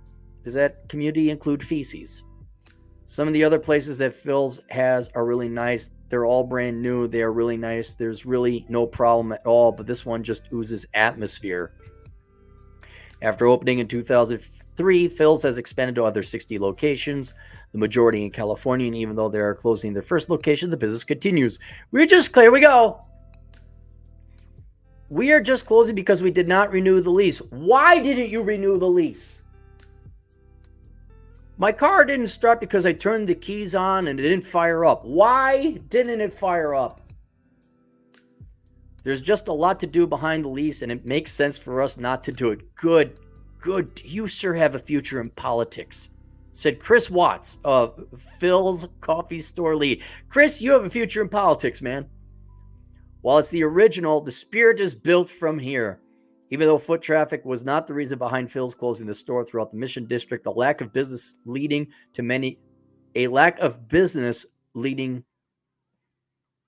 journalism, ladies and even though foot traffic was not the reason behind Phil's closing this store throughout the Mission District, a lack of business leading to many closures. That was it. Has been leading to. One of them is Cuban restaurant Media Noche. They are set to close at the end of this month after years in the neighborhood. What happened? Oh no, not diversity. The restaurant is like my home because I got to full-time 40 hours in the week. It's almost my house. That's so hard, said Maria Mendez, Media Noche's chef. According to the Golden Gate Restaurant Association, here we go. In 2022, San Francisco reported twice as many restaurant closings as openings, and now is not looking promising for me. I have a question for all you San Francisco people who don't have children and the nuclear family is bad, and all you have is your restaurants and culture. What are you going to do? Oh, nosies! If they all had restaurants. Oh, yeah, there's a new restaurant opening up. Oh, my goodness. So, there's this new restaurant, and then... That's all I remember in New York. I actually had a relative who lived in New York City, and that's all it was. Oh, we're going to this club, we're going to this cafe, we're going to this nightclub, we're going to this food and restaurant. That's all it was. Like, what are you childless spinsters or whatever a male spinster is? What do you guys do when your cafes and restaurants close? What do you do? Unfortunately, it's been really slow in that area, particularly around Valencia Street, sort of 16, 17 and onward, said Lori Thomas, executive director of the Golden Gate Restaurant Association. The restaurant owners we have talked to who've made those hard decisions to close have been a lack of sales, a lack of foot traffic, less bar business contributes to that. Wonder why there's less. What's going on? What? Huh? Something happening? Huh? You know, like when I diagnosed that my battery, that I don't have electricity in my car, I figure it out. It's the alternator went. If you guys dig deep enough, you know where you're going to find out what your alternator problem is? Democrat policies. And I hate to be so basic bitch about that. Oh, Democrat, Republican. No, it's your Democrat policies. It's you guys. It's you. You're the cause of your own defeat.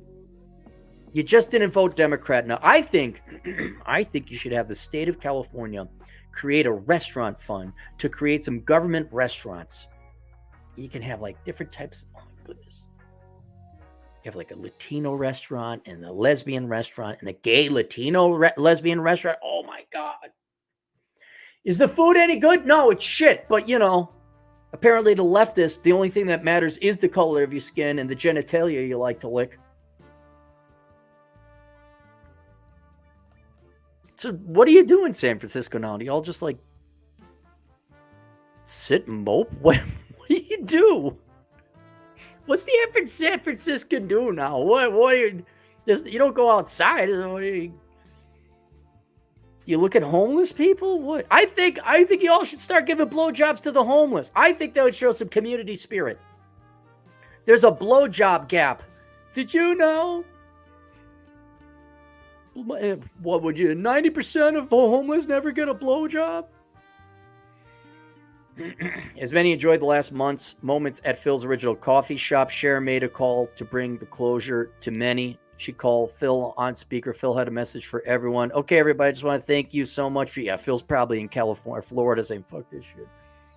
I want to thank you all so much for your dedication and love to help us because Phil's Coffee is like a grandma's house, full of love and passion, said Phil Jaber, owner and founder of Phil's Coffee. Well, there you go. There you go. That's it. What else did I have? Oh, let's go. Oop. Whoa. Hang on. There we are. Let me go. Let's get some more super chats so I don't fall behind. I got another San Francisco article. My Truth, the King, $5. Speaking of whatever culture and probes up dudes outie or any if you're into that stuff. Hello, I'm Dr. Cosmo Kramer, MD proctologist, aka Ass Man Seinfeld. Oh. Nonstop Dre, $5. Why does Cappy love cigar lounges? He likes to show off to other men how good he is at sucking and talking on a big object in his mouth. Don't forget it, they're usually brown there, Dre. Long brown objects. Factious loot, $2. But Cappy, it's hard to not be homeless. Yep, it really is hard. You know what's harder than working? Being homeless. Hat and Clogs, $2. Yes, Cappy. Yes, let the hate flow through you. Yeah, I was kind of. Now I'm happy because I see all the people in San Francisco ain't getting their shit.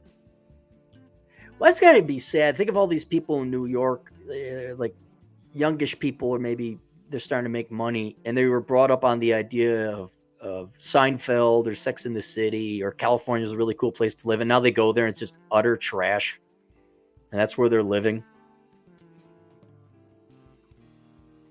There is no Central Perk. There is no Mr. Big. Sam Whiskey, $5. I once dated a girl who worked at Starbucks. I don't miss her, but I do miss her employee discount. I am somewhat sympathetic towards the baristas. They've been lied to about their careers. They're now Starbucks does pay and offer tuition reimbursement, so let's be honest about that. But you want the poster child for millennials who've just been lied to and are totally screwed over for most of the rest of their life. I present to you the barista. My truth, $5. Starbucks is a great place to swing by weekly every 2 weeks for free coffee grinds. I till it with my vegetable garden soil for chef's kiss tomatoes. Yeah, I have enough coffee here I make myself that I feed the lemon tree with it. John Quayle, $5. Lazy virtue signalers always justify going against their own principles when it's convenient and no one is looking. I'm not even yelling or arguing or trying to reason with leftists anymore. I just love watching leftists endure living in their own shit. They are in their own bed. They have to live in it. I enjoy watching it. And I just want to ask them, like, so why are rioters burning down your buildings?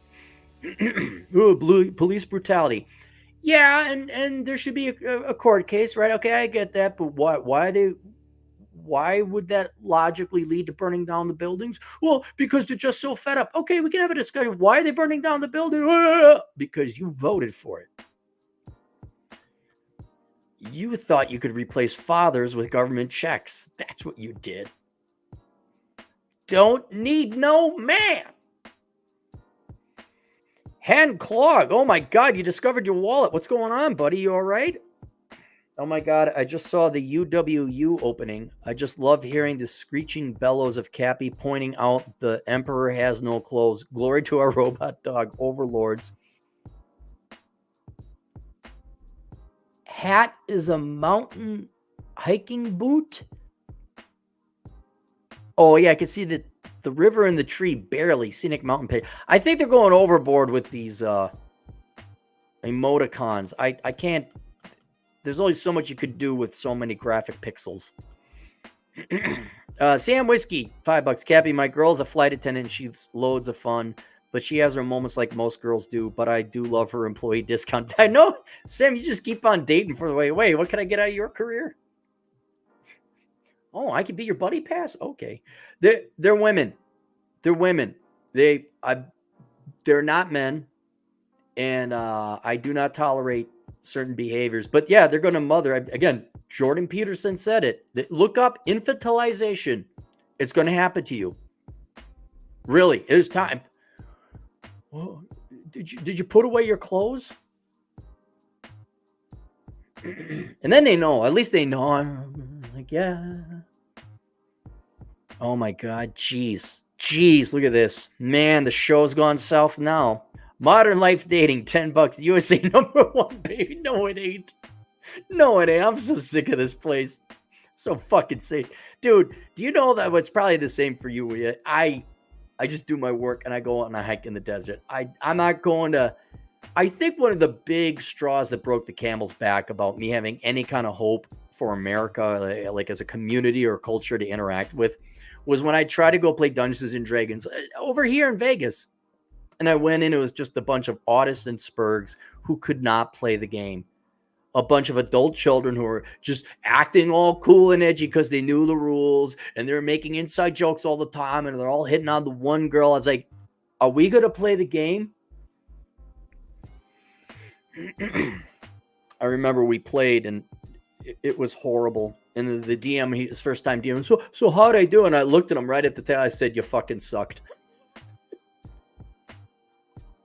And everyone was just so shocked because I wasn't playing any part of the special reindeer autist games. Yeah, you did real good. Yeah. Here's your millennial standards. Here's your participation trophy. It was great. We didn't do anything in the fucking game, but you did great.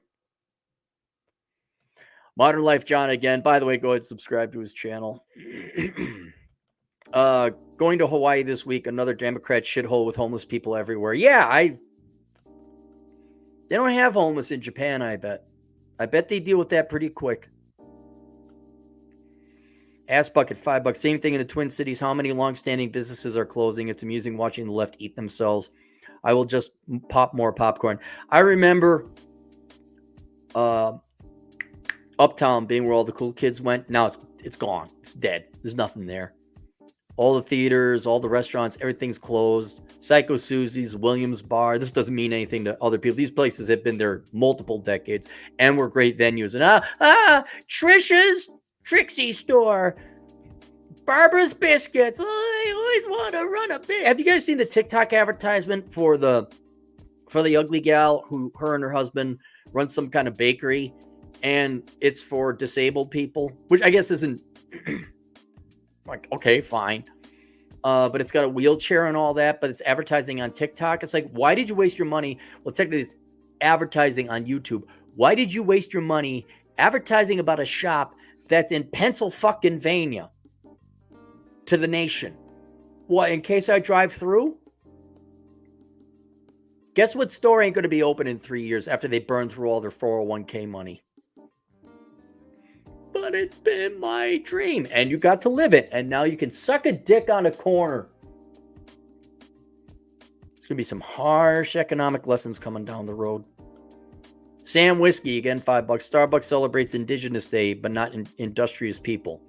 I don't know. Is there an Indigenous Day? I don't know. Is that a Canadian thing?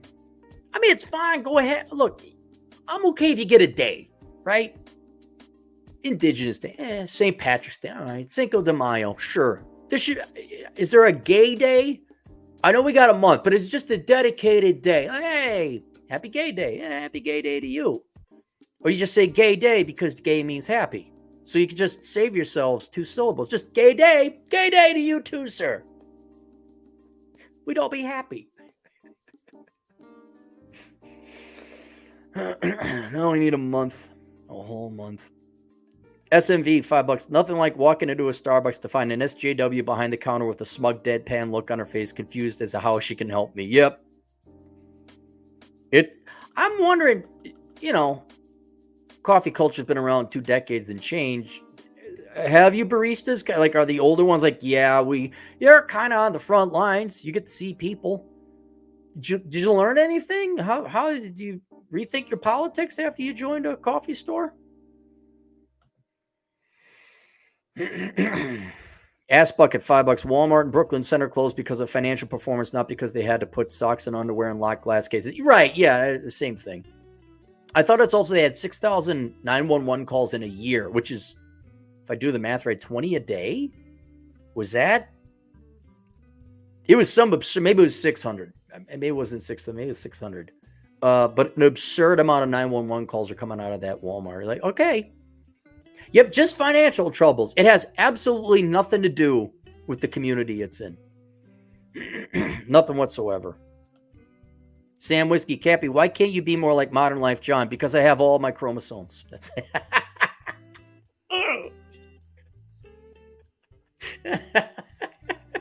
because I'm not special needs.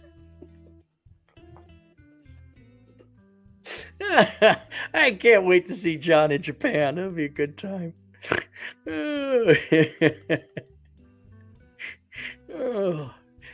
Nestor Toledo, hey Nestor, 2 Canadian. We're getting dumber, or dumb people just louder. Both. We are getting dumber, and I don't even necessarily think it's IQ or intelligence. I mean, there's certainly that angle, because it's not even.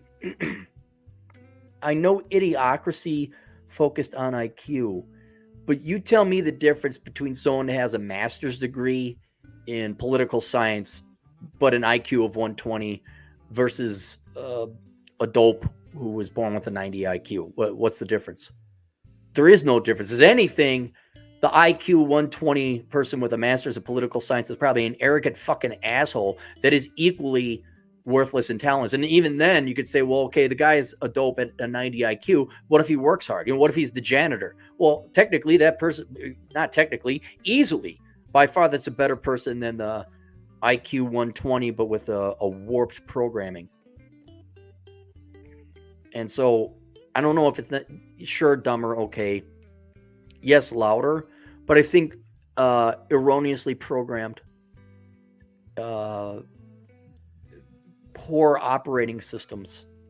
You can have a bunch of intelligent people. Look at academia. Academia is, regardless of the degree, you're talking 105 to 115 IQs. Not dumb people, smarter than average, but they're all wrong. They're programmed wrong. They just bow down at the dick of socialism. I don't know why everything's poor. I don't know why everything's so expensive. Think about that. All these college graduates, and they don't know how compound interest works, and they can't figure out how to pay off the student loans. And I believe they have better than average IQs, but you don't understand something simple as 5th grade mathematics. You were lied to. That's what it is. Thomas Rao, $5. I know this is a bit late. Been busy with work since I'm not a millennial. Also, millennials are finally working now. They're like, oh shit. They finally set down the socialism, or they set down the communism. Now they got socialism. Like, but maybe Andrew Yang, set your cup back down. But Andrew Yang, you'll be all right. Don't drink from that. What'd you learn? What'd you learn about your first half of your life? Set it down. Set it down. But he said free shit. Where did that get you before? Not doing this again, millennial. Set it down. Now grab the cup of go fuck yourself and work your ass off. It's harsh. Yeah, well, it's better for you. Also part of Cappy workout routine, boys medium graphic t-shirts. Yeah, I like them. Not boys medium. I'm small male. I admit, I don't look like the actor in Jack Reacher. I know that. I don't go to the boys shop. Ass bucket, $2. Columbus Day becoming Indigenous Peoples Day. Okay, fine. Good for them. We're going to have Columbus Day anyway. He wasn't you look at it, he wasn't the greatest guy. But he did sail across the Atlantic. He did discover it. And in that regard, it's like, yeah, I guess we got to celebrate you. I'm not against an Indigenous Peoples Day. Why not? Sure. You can celebrate how great your cultures once were before you got the welfare state. Yeah, you could change that if you wanted to. But no. Here's some more booze. All right. Let me pull up the... Oh, that's right. Let me look this up.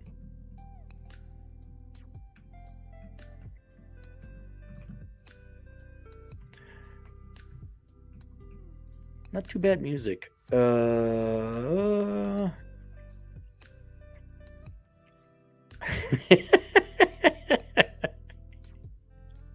Wait a minute.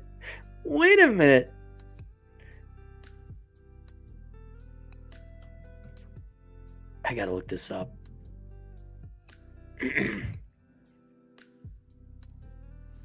Life expectancy new. Where? Wait a minute. No. Where this... Bear with me, guys. There was an article, but this looks to be dated. Did I click on the right thing? News. Give me the news. Ninth Circuit. All right, let me read this. This might be a bit dated, but it'll go there.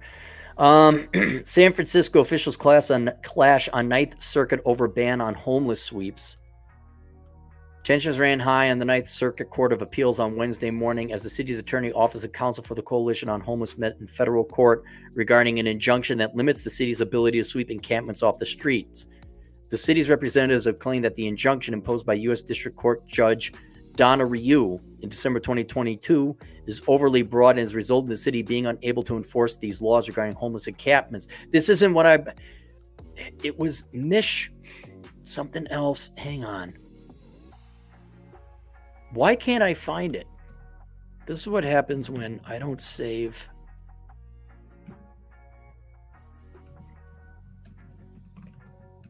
Coalition.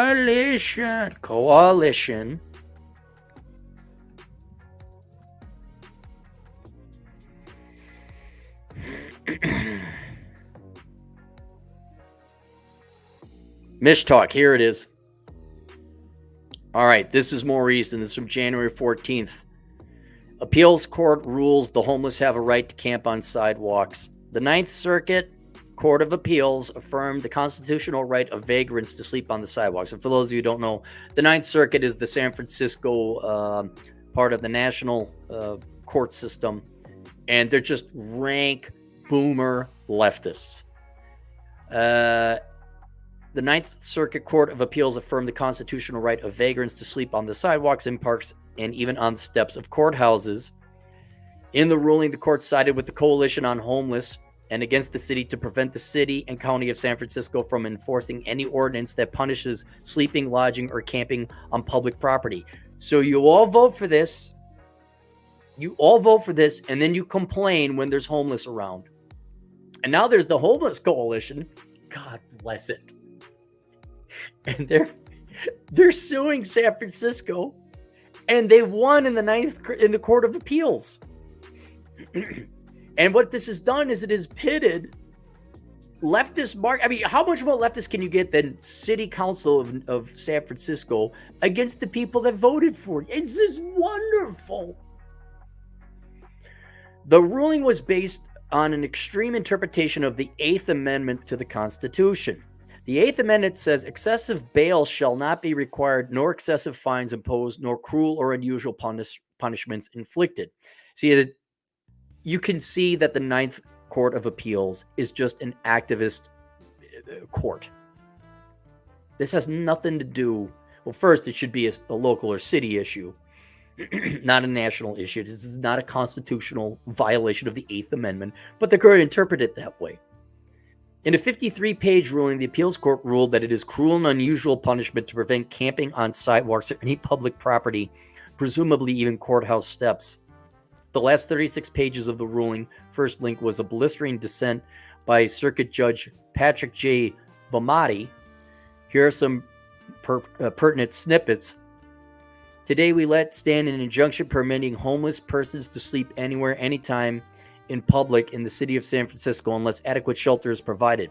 The district court's sweeping injunction represents yet another expansion of our court's cruel and unusual Eighth Amendment jurisprudence. Our decision is cruel because it leaves the citizens of San Francisco powerless to enforce their own health and safety laws without the permission of a federal judge. They voted for it. Oh my God, I love it. You all get to live in a leftist dictatorship.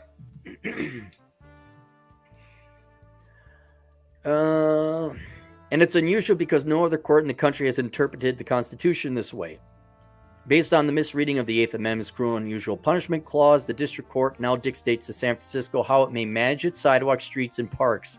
The result of the district courts for far-reaching injunction. See, you all are envious of these leftists who get elected. Like, oh my God, wouldn't it be nice to be mayor of San Francisco? Nah, not really. Not when you got to deal with this.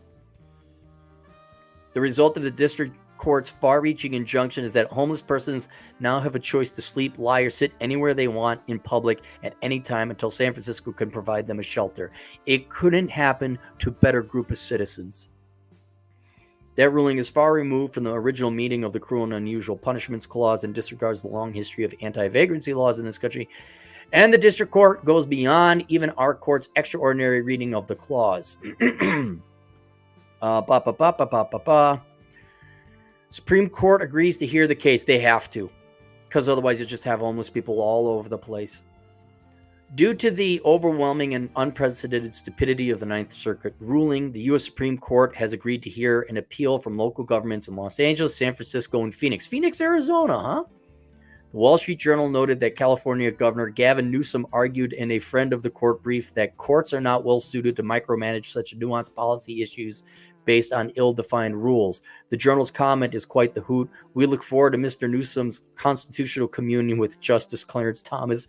I have a... Wait. Okay, Gavin's an idiot. What did you think? Where did you think this would all lead? Where did you think it would all lead? And now we stop? Now? Oh, wait. Also, what was it? When there was the Asian Economic Pacific meeting in San Francisco, and then Newsom came in and cleared out all the homeless camps. Then the police showed up. You people in San Francisco are on stage. You just don't know it yet. All right. We're all caught up on there. I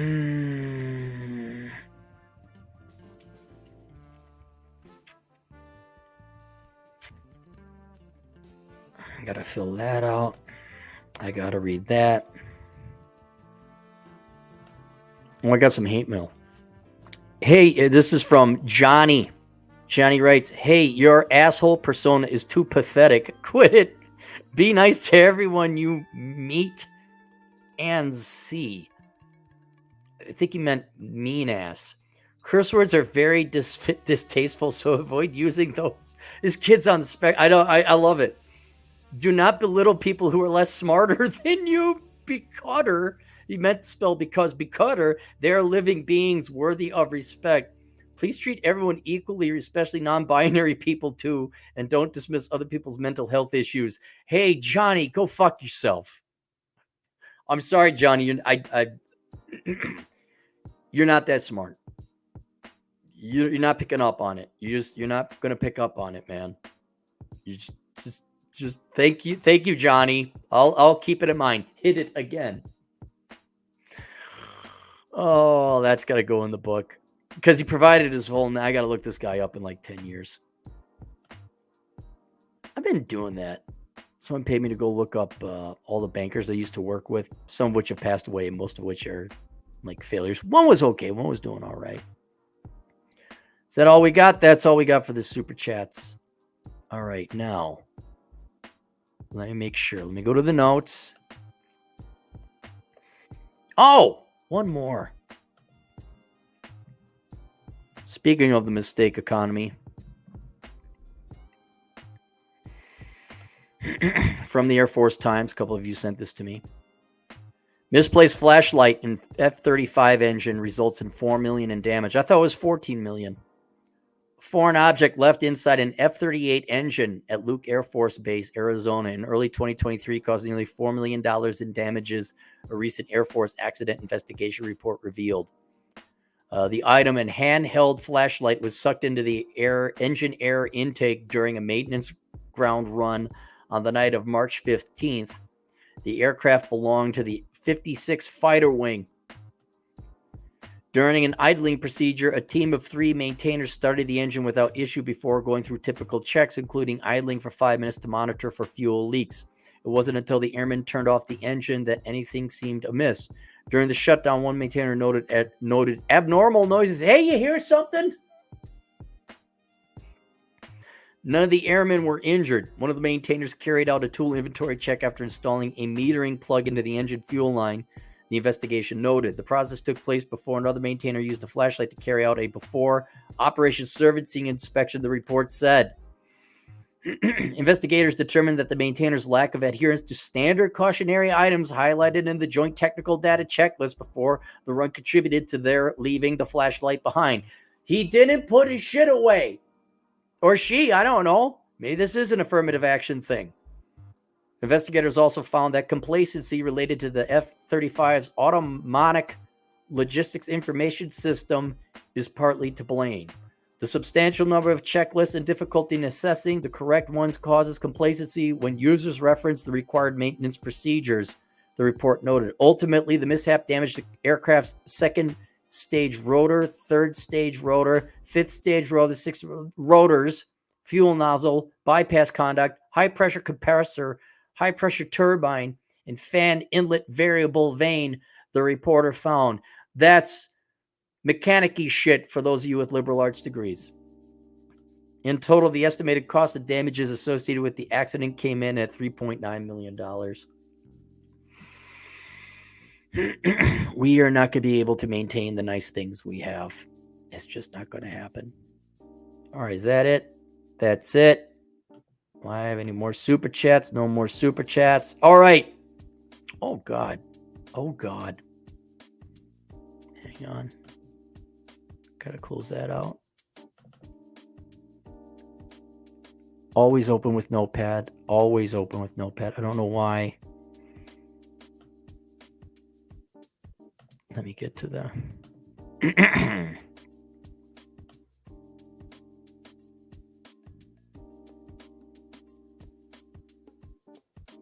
Okay. I think we're good. I think we're all caught up. All right. Let us bow our heads in prayer. Dear great and merciful Coronachan, thank you for your non-sentient and zero fucks given truth. The teeth and threats that have been missing so much in the real world that are yet necessary for us to value life, acknowledge truth, and love our fellow man. May your nature continue to expose the evil and parasitic among us, the lazy and those that put themselves above all others, our slave masters who have kept us enslaved, teachers who can be replaced by YouTube, and the stupid and unprepared who ride for toilet paper when there is none. Bless us, O great Corona-chan, and reward us, specifically those of us who were smart enough to have a 1-month supply of toilet paper and who stocked up on 5.56 ammo as a matter of basic insurance policy.